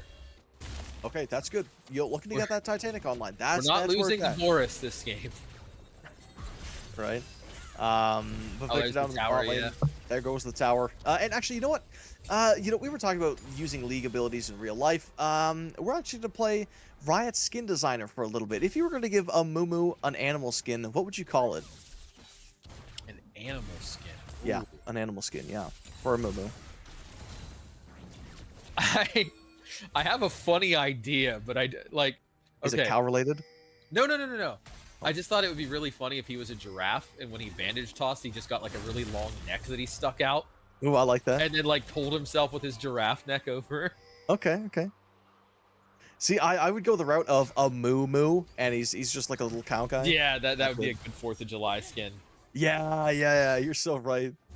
But honestly, I don't mind the draft idea, although I think like a gecko would work better, where it's like he sticks out his tongue and then he pulls himself to it. You know what I mean? Yes, Lizard Amumu, that would actually Yeah. Oh man. But, aside from the skins, the mummy, hopefully feeling a little bit better after that one, is working on a Bomby Cinder. I sure hope that's not a Sunfire, because, we've got some very bad opinions about that item, but they are not rushing it, so maybe it doesn't matter. Yeah, okay, so Sunfire is fine as like a 3rd or 4th item when you have okay, that's make it tick. It's actually fine. That's and the later you build it, the better it is, because it scales off with like max health and everything. Yeah, it's not a horrible item. It's a horrible item to rush. I'm sorry to clarify that last For sure. Hey, that's all good. That's all good. I knew what you meant. I just want to poke at you a little bit. But anyway, we are going to be seeing a lot of poke coming out from the Ziggs as they're just chunking out this Amumu. They can't even enter the fight without being chunked out by those bombs. And now Buckby not going to get the 3-pointer, but they can't step up too much. Otherwise, Jake could find a really easy engage. Yeah, I mean, Buckby is going for the double burn build, which is rather rare, especially in solo queue for Ziggs, but you will see it in comp because you're playing so much with the team and so clustered, so that when you throw a bomb, then you're burning somebody for another 8% of their health, and then you throw another bomb and it's an 8% burn.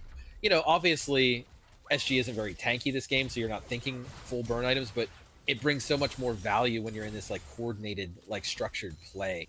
So I think Buckby's actually doing exactly what he needs to be doing. Baby. Oh, That was almost close to Killer close. Instinct time. Yeah. Yep. I saw the Kaisa mark in there from Prey Seeker, and I was like, oh, here we go. Oh, Jake looking for it, though. Oh, Gets hit by the Nautilus. no. Maybe he's caught out, but he lands the ulti anyway. Is this going to be a kill? The Caitlyn is going to be caught out. That Killer Instinct and Flash combo is going to get it. I mean, Save United is going to be there, too. They're going to be joining in the fight. And wait, this is all going to crap.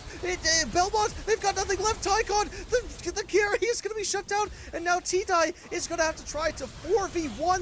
Cassante is strong, but not that strong. Has to flash away and will manage to save themselves. And Buckby just barely getting away with their lives. But wait just a moment, SG. Wait a minute. Yep. Is this what they need? Did they need to have their backs against the wall? Did your speech work wonders? I think it did, because this is looking really, really good.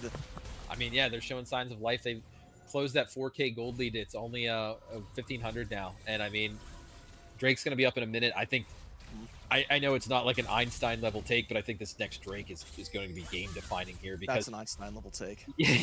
you either put GCCE on Soul Point, or you get SG actually opening this game back up and really making it even and turning it into anybody's game. Obviously, we need all 10 players at this next Drake. No questions, right? Everybody has to be. This is call make Smash or Bros. break. Exactly. Yeah, make or break objective. Tycon already there, getting blue for his team. I will say GCCE is being more proactive about the vision. Look at that. They got the Void Crab in there. T-Dye's TPing in. They have the inside lanes. How many times have we seen this same fight taken from the same angle? Let's see if they can change destiny here. I do think they are able to. You know, there's a bit of a break here. Buckby a little bit alone. If Jake can find a nice bandage toss, he's going to hit the Mundo instead, but is still going to be looking for that Ziggs. But wait, the fight is kind of split here. Jake is not where he needs to be. That Curse of the Sad Mummy has to be right on that Caitlyn, otherwise it's not going to be so good. They have Dragon Prio now, though. Look at that. They got the inside lane on the yeah. They got it, but look at this Ziggs poke, and they're going to be looking for the Nautilus, who does get hit by the concussive floats. And what's that? Cassante walking out in the open. Maybe it doesn't matter because he's so tanky, but that's a nice Curse of the Sad Mummy. Can they bring him down? Not quite. Oh, but the Mega Bomb is going to do something. That takes out Jake, and that takes out the jungler. Now this fight has to go good for SG, or they have to give Braum. Not going to be biting the dust. Red Panda just barely going to save himself, but Beru with the burn is going to take him down. Buckby stinging back once again, and Belmont. Even though the map was flipped, even though the space control was good, it's not enough for Belmont. I feel like I have some sort of prescience there commending the double burn building comp, and then it just scored a kill. And like, that has to be so incredibly tilting for SG right there, because like, they got the inside angle back, and honestly, it was looking good for them in the fight. The pick on the T-Dye was excellent. You can sit there and nitpick and criticize or bring in the coach and say, like, what could we have done? What should have we have done here? Obviously play more towards the objective instead of towards the fight, like back away, take the pick that you got. But you know, you're in the heat of the moment, you're fighting for everything, you're in the finals, and like, you want to win, so you pursue that fight. And it wasn't even really a bad fight, it just went down poorly, and then it's so devastating for Braum to go down there, even with the wall up. Leandries and Blackfire don't care, they're just gonna burn you for some of your health. And another thing worth noting too is that the Blackfire Torch gives you more damage based on like how long you're in combat, how many people are around. So again, really good in organized play in these team fights and stuff. So at one point, Buckby was getting an extra 12% AP in that fight, which is huge. It's absolutely colossal, right? And especially in the later parts of the game where he is going to be having like what 700-800 AP, that 12% is gonna mean that he hits like the YouTube clickbait thumbnails 1000 AP one shot.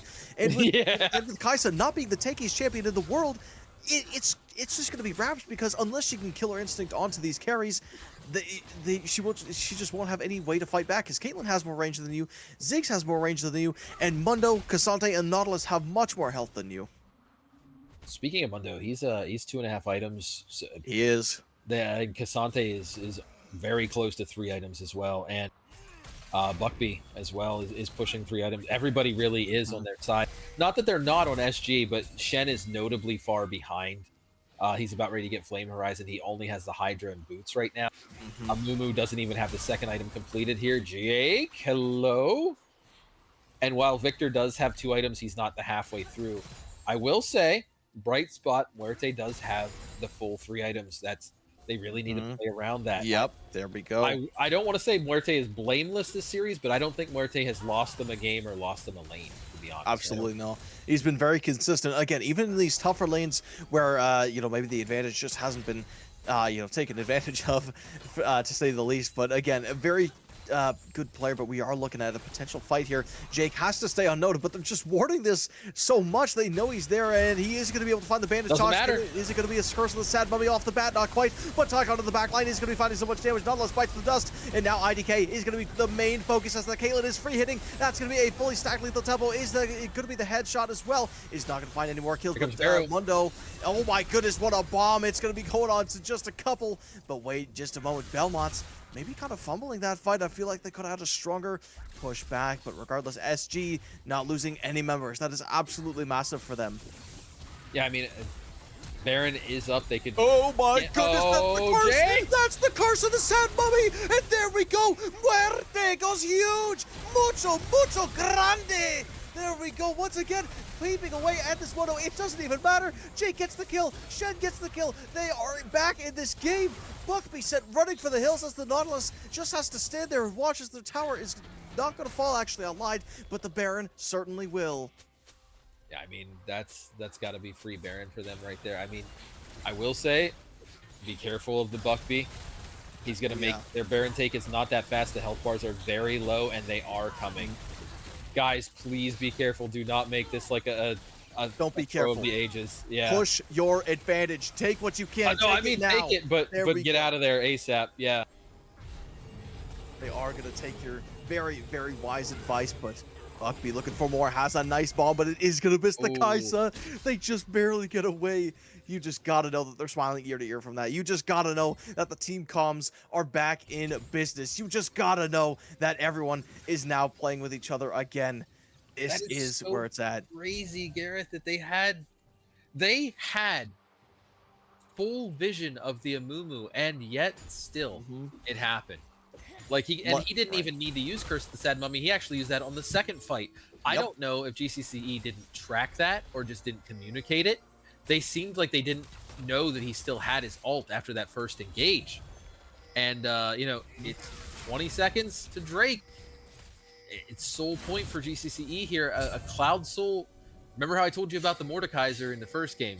Yeah. Here's another question for you, Gareth. Have you ever had a Mundo running at you with Cloud Soul and all? Yes, I My have. God. And I don't want to be reminded. And I don't think Soulless wants to be reminded either. They are going to have to take this one. Like, there is no other option. Yeah. Flip the map, do whatever you got to do. Use this Baron buff. Anything needs to happen right now. And Jake's sitting in a bush. Do they see him, though? They do. Yeah. Did you see? He was being revealed by the... Yeah.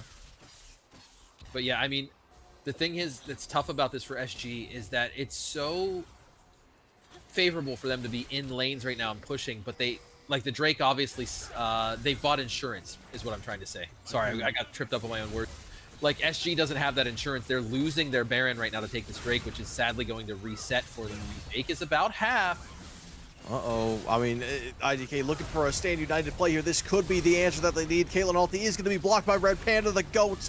And now Chaos Storm going to be committed as well as the Gravity Field. It's not going to find too much, but Buckby taking some damage. Is not feeling too good as they're just trading blows. And unfortunately, Lou is taken, hit by a couple of cleavers. But the pokes are still coming in hot. Red Panda dropping down super duper low. They have to get away. And I think that Belmonts have just secured the dragon, but might get traded a couple towers. Buckby going to see if they can do anything here. Hit a three-pointer? Not quite. And that's exactly what I meant about the insurance policy. Like, they don't have to really care about this dragon in the same way that SG does. Obviously, they're now getting it and now have a soul, which is devastating. But they get a little bit out of their Baron push here. But, you'd like to think that if the dragon wasn't so important, say we were at 2-2, then you don't have to make that decision. You can say, you know what, Belmonts, go grab the Drake. We're just going to push lanes, get some Baron gold advantage. Now they've lost that, and gold has... It's swung a little bit back towards Belmonts. They're down by 800 right now. They were down by 1200. Oh boy. Top die. I wonder what happened there. Maybe Red Panda was liking. I don't know. The chat says top die. It's interesting. Well, regardless of what happens, I do think that Oh, I think they're back actually. Unless my eyes deceive me. No, I lied. My bad. My bad. I got told in chat that Ballistic crashed. He's not even playing it. There we go. That would make sense. You know, Ballistic. He's missed so many games on FTD and crashed so Oh my many goodness. times. Are you serious? Dude, he couldn't play the last 2 series in a row. And I'm not even kidding. And he can attest to this himself. His computer takes 45 minutes to restart. What? I'm not kidding. 45 minutes. He crashes, we just FF a series. That's crazy. I'm telling you, man, we had some amazing players on our team in just the worst circumstances I've ever seen in a sport in my life. 45 minutes to restart the. What's he playing on? Vista? Like, what in the world is taking 45 minutes? He's going to be coping and seething in the chat somewhere. I know it. It doesn't matter. What about your computer takes 45 minutes to load? I've never seen anything like it in my life. But we are 2 bits of RAM? Yes. No, he has like 64 gigs too. What's the funny part? Do you have GTA 6 on there? Is that why it's so slow? Like, what? Government mandated slowdown. I don't even know what's going on. Samsung Smart Toaster is a little much, guys. I don't think we need to say that, but like, low key, it's deserved, bro. 45 minutes is criminal. Regardless, we are back now. It seems like they got a lucky computer restart, and now the game is back up and running. But man, oh man, I don't think this takes away from the fact that you know, Soulless Gaming, they're not as soulless as we thought. They are in fact swinging back hard, but that Mundo with the Cloud Soul is definitely going to be the biggest question mark in their game plan. Yeah, I mean, this next fight, SG has to play it on like a razor's edge here because, like you said, like getting found out by a Mundo with a Cloud Soul. I mean, honestly, yeah, you can think about it in an underrated way too. You look at like Ziggs and Kate, and you're like, they're not great Cloud Soul users. I wouldn't argue that they are, but they still do get an intrinsic value out of it by Kate just pressing in the hole and being able to dance around, like tap dance better, and then Ziggs being able to like escape better. Obviously, Nautilus loves Cloud Soul. You throw out your depth charge, and then you just run at that person faster. Cassante absolutely loves Cloud Soul. So, I mean, like, they have 3 out of 5 users and 2 that I would make an argument for here. But, you know, gold is like 700 in favor of Soulless. And, you know, in-game, when you have a 4-kill lead, you feel better. I'm sure you play League, you've seen, like, if your team's up 15-10, you feel like you're winning even if the gold is like 2K in favor of the other team. And it affects how you play. It really does. Oh, absolutely it does, because, you know, you get a lot of that confidence, and I do think that at this point, Jake needs confidence, and they're currently death bushing. You know, League Classic is coming back, and so is this Classic strategy. Is it going to find any mileage, though? Again, they have to be careful. They need to go on the right targets, and Jake may be setting up the bait of a lifetime, but they're not going to bite. Oh, Glacial Fissure to cool some things down. I'm with it. I'm with it. Red Panda gonna show them. That's such an important tool, though, Gareth. I know we're being funny, but like that's tough. It really is. I'm just not 100% sure what to say. I mean, wait just a moment. This is exactly what I'm going to say. IDK is going to be caught out. The teleport is going to be forced. That's a big, nice bomb. Does not find the kill, but the bird actually does get the kill, and it's just a slaughter. Red Panda goes down, and that's 2 members. Victor alone on an island around this wolf camp. I don't think they could do too much, but this Mundo is just out of control. They've got those 3 items. They have they've got 4 items. Never mind, including those boots, which I do count full items because I am a support player. But that's neither here nor there. The Mundo is massive. This mid tower is fallen, and I think that is going to be a free Baron for the side of Belmonts. Yeah, I mean that swing after the soul was just so big. And then, like, losing that clutch cooldown off of Braum, and then they capitalize on that. It's just so important to not lose things like that in Razor's Edge situations. Like, yeah, it's It's very, very difficult. It's very, very heartbreaking as well because I feel like SG was on such a tear. You know, the second they got a couple good fights, they were like, yes, we could do it. You could feel it in our voices. You know, we were getting hyped for them, and now it feels like, you know, they were just starting to run. They were just starting to pick up the pace. Yeah. And Belmonts just, you know, just baseball bats them in the kneecaps, and now they're back to where they started. And I mean, now he really goes where he pleases. I mean, Mundo moves mightily. He meanders mid lane mercilessly, mangles the minions, monsters, the marksmen, the mages, the mercenaries. Meanwhile, maniacally mungling, Mundo must go. I agree. Cassante, gonna find the. I busted out every M word I knew the best I could, as fast as I could. Hey, that was great. I tried to do the same, but I do not have the capacity, unfortunately, because I'm just so I don't know. I was gonna say mistrod. I don't even know if that's a word, but anyway, we're gonna like somebody walked on you that shouldn't have. Okay, yeah, whatever. Sure. listen. This Mundo's walking all over everyone. All right. I don't think I don't think I'm crazy for saying that one, but this guy is a problem. And I don't think it's going to get any better if he's able to keep on farming Soulless. Yeah. You've got to find whatever magic happened in the mid game. You need to make something happen. Nautilus not quite looking for the hook there onto Red Panda, but might be able to find that Kaisa if they get too close. That, I mean, we were talking about the Nautilus bolting at you at Mach 5 the second he hits that Kaisa, which he cannot miss, by the way. He cannot miss the ulti. It is going to be very tough. Jake going to be starting off this fight. He's going to have to pop the Stand United to make sure this goes in their favor, but the traps are coming out, and it's just... Oh my goodness. Oh no. Oh my goodness. Has to flash away. That's going to be another kill onto Lucifer. Unfortunately, he goes down. The Shen going to be rooted up. That is a nice glacial fissure, but it's a little too late. And now, I mean, Muerte is going to have to try to flash away here. Mundo's going to be flashing forwards, and this is the lowest clip we have been looking for. He's just going. He's got the music blasting, and Belmonts, with a minute left on their Baron, are going to look to take this Elder Dragon to secure this game 3 in a clean 3-0 sweep. Yeah, I mean, that's just completely devastating, and it kind of goes to what I said to wit, how their draft wasn't bad, and they showed us several times that their draft was good, but into GCCE we're seeing those glaring weaknesses. Like, it's your draft can both be good and bad at the same time, and you know, there's the Elder picked up. It's hard to imagine them losing now, and I mean, they have Mundo now, who is the Mage, Death Knight, Paladin, Hunter, Rogue, Warrior, Enchanter, Tank, Bruiser, Wizard, Warlock, Priest, Assassin, Gunslinger, Druid, Shaman, Necromancer, Ninja, Bard, Monk, Robot, Conjurer, Black Mage, Warden God, Illusionist, Templar, Wizard at this point. Yeah, pretty much. I mean, you forgot Shaman, but that's okay.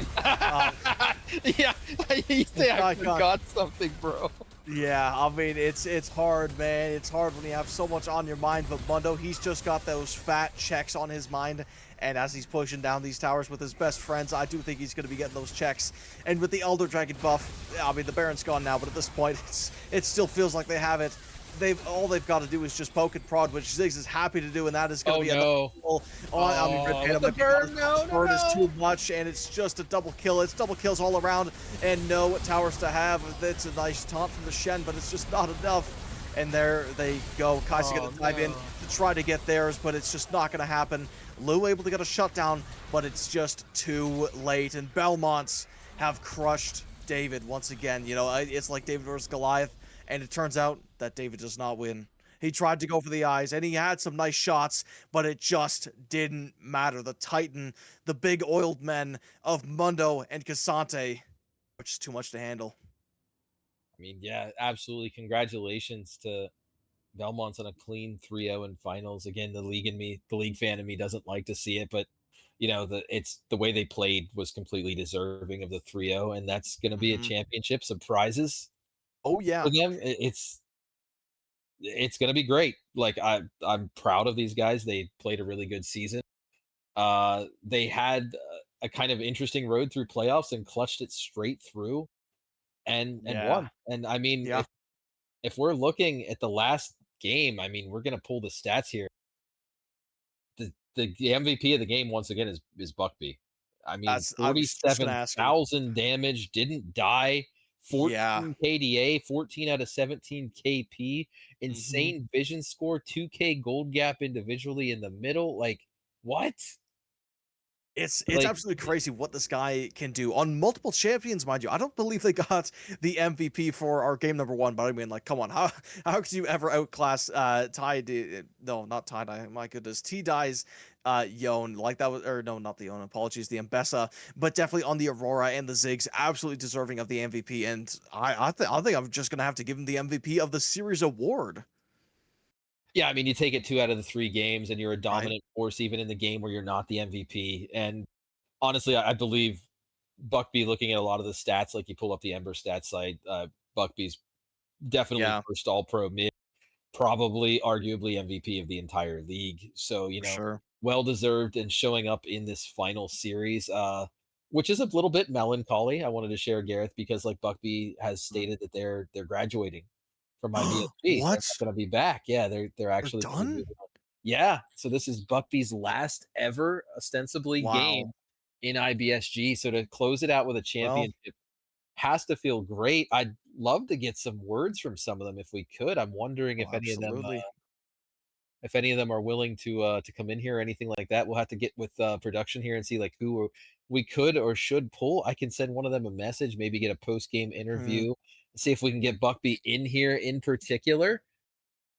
Go ahead and Hold on. shoot him a Wait, I message. Oh, have wait, can we get Buckby? I'm messaging the admins right now, right this instant.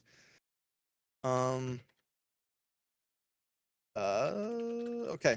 So, the team manager just shot me a message asking if they want someone on stream. I said Buckby because I mean, come on. How could we not talk to him about that amazing series? And as well, if this is his last game, if this truly is the last time he's playing competitive league, or at least with this team, I think it's just very, very fitting if we yeah. if I mean, we get him in here. But actually, we're not going to get Buckby. I lied. Maybe we'll get the top laner actually. That's that could work. Buckby's That already off the chat. Yeah, he's taking a break right now. Don't worry about that. I do think we have let's see here. I think we're going to be having Tal Roma in just a sec, who is very closely connected. Didn't quite play with them, but is absolutely their team manager, if I'm not mistaken. So that'd be cool to talk to them. All right, hold on, Phil Tom. I got to do admin stuff. Yeah. Yeah, I mean, just that last game, it's such a shame that it ended the way that it did, but it shows you how important having an inside lane to objectives and how important timers are in the game. And SG has a lot of improvement that they can make based on that.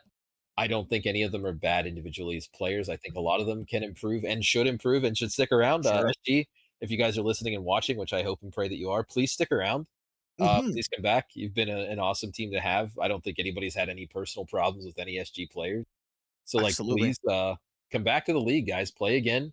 Come back, participate. It's been a joy to have you guys here, and congrats on your runner up. Right. It does. You guys ran the gauntlet on your side too, so hold your Hmm. head high. You made it. Right.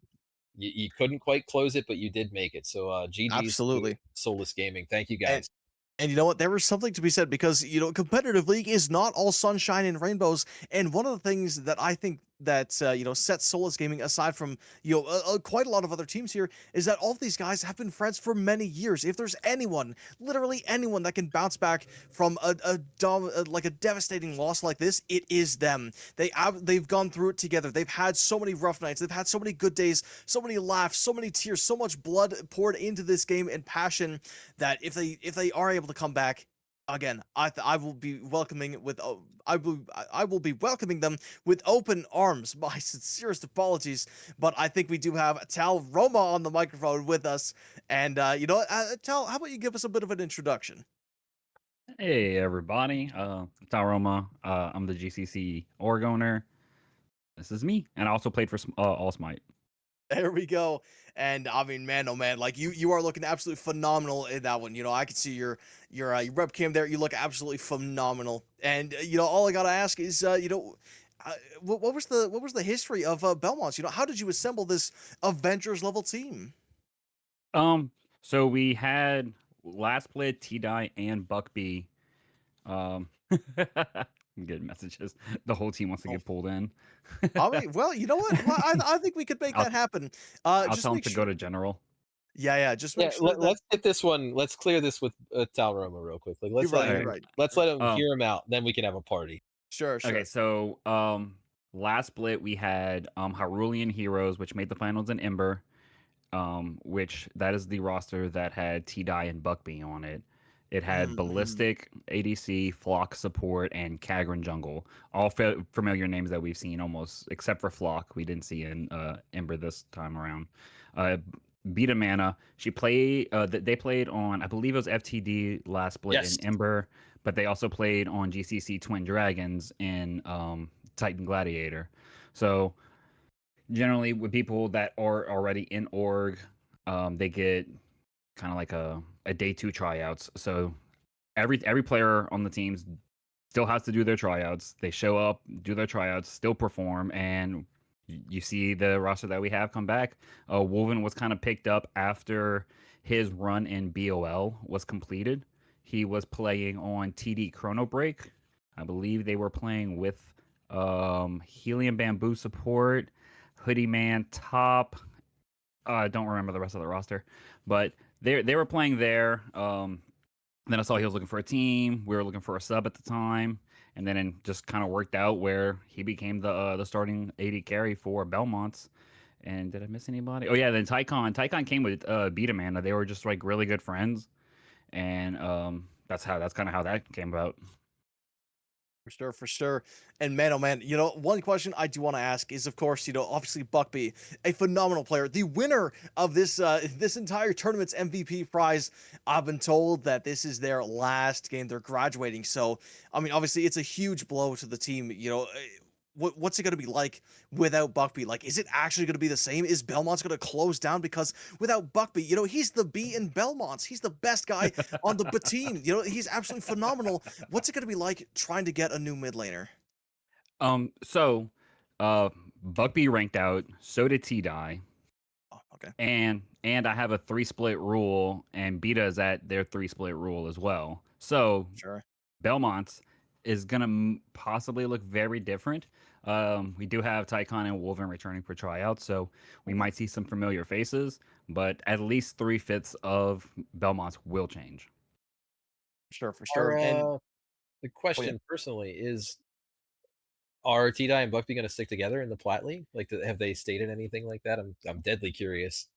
They are both in the Plat tryouts for GCC. That's awesome. That's great. Both making it to day 2 tryouts.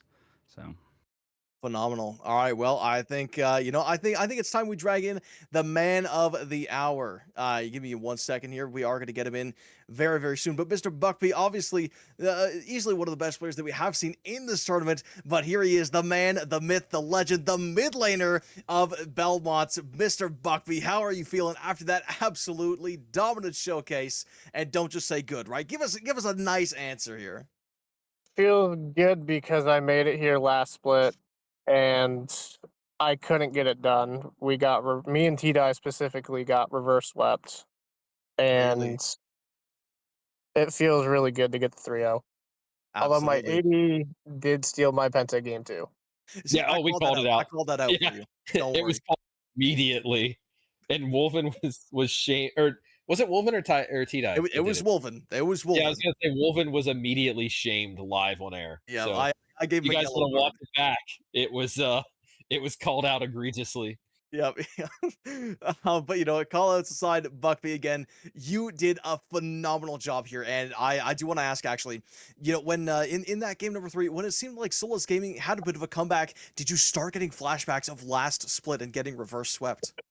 No, not this season. Okay. We kept our heads up, and we knew what we could do with our comp, and sure, stick to it. Sure. We knew where we made the mistakes of just randomly going in and instead of poking them down. Gotcha, And then like the last fight, they just danced in front of Elder, I think it was, and they just got severely poked. We called that out throughout the series, that you guys consistently had inside tracks to Dragon, and that they were fighting from mid lane over like every single Dragon, every single game. you guys kept really, really good prio over that. It wasn't even really like a vision thing. It was just like straight up a positioning thing. Like they were not contesting like the inside tracks, and they weren't making use of like the bot lane bush that like blue side generally does. They weren't Yeah. doing any wraparounds or anything like that. They were just kind of like, well, we'll shove mid, but they're already on the objective. So like the way that you guys played that consistently was really good. It felt like we were out macroing them You throughout were. out the game, and then we had that little hiccup that gave them Baron, which I was like, oh, my ult was like 5 seconds away from cooldown, which probably would have Oh, killed them no with Baron. way. But once we traded not Elder, we traded Soul for our inhib turret, and then after that we just like regained macro and ran the map, I felt like. Mhm. I got you. I got you. Well, wise words if you want to climb. Have an amazing team, have an amazing mid laner. But Buckby, I gotta address the elephant in the room, man. Is this or is this not your last game? And if it is, are you ever coming back to competitive league? It might be. I'm not sure. I need to decide. I'll Hey, see for how sure, man. tryouts go for E4 cap. I got you. I got you. All right, man. Well, you know what? And you know what? Maybe you can answer this as well. If not playing League of Legends competitively, what would you have been doing with this time, if you can say? Sleeping. Sleeping. Well, you know what, Buckby? RuneScape. I think you can sleep very, very well tonight. I don't think I'm crazy for saying that one. And you know what, you in the audience, I think we'll give you a nap break as well. That was a lot of action. That was a lot of fun. Had a lot of laughs, a little bit of tears, and man, oh man, all we got to say now is congratulations to everyone on Belmonts. Congratulations to Soulless Gaming for making it so far in the finals. Even if they didn't take home gold, they are still winners in my books, and I will stand by it. I have one shout out to do. All right, what is it, man? Go for it. This is for Attila. This is for Ballistic, since we didn't get it done last season. Absolutely, phenomenal as well. Ballistic, if you're in chat and your computer's not continuing to restart, hopefully you can enjoy that one. But if it is, don't even worry, because we'll be back with a new season when that rolls around. You're going to want to stay around for it. Ember Esports on all your favorite social media channels, YouTube, Twitch, Twitter, and Instagram. So make sure you check that out. My name is Gareth. I've been joined by Tame, a whole bunch of other voices, as well as Buckby and Tal Roma, the manager for the Belmonts, as well as a whole bunch of other teams. But that's going to be all from us for tonight. And Tame, I will give you the floor one last time. Give us a good send-off. Yeah, again, thank you guys for another season in Ember. I'll let you guys know now. My org's coming back.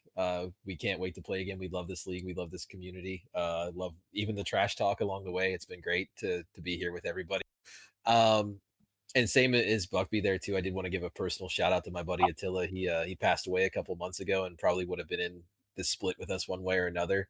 So a lot of people are carrying the flame, and wherever you are, bro, we want you to know that we still care. We still think about you every day, man.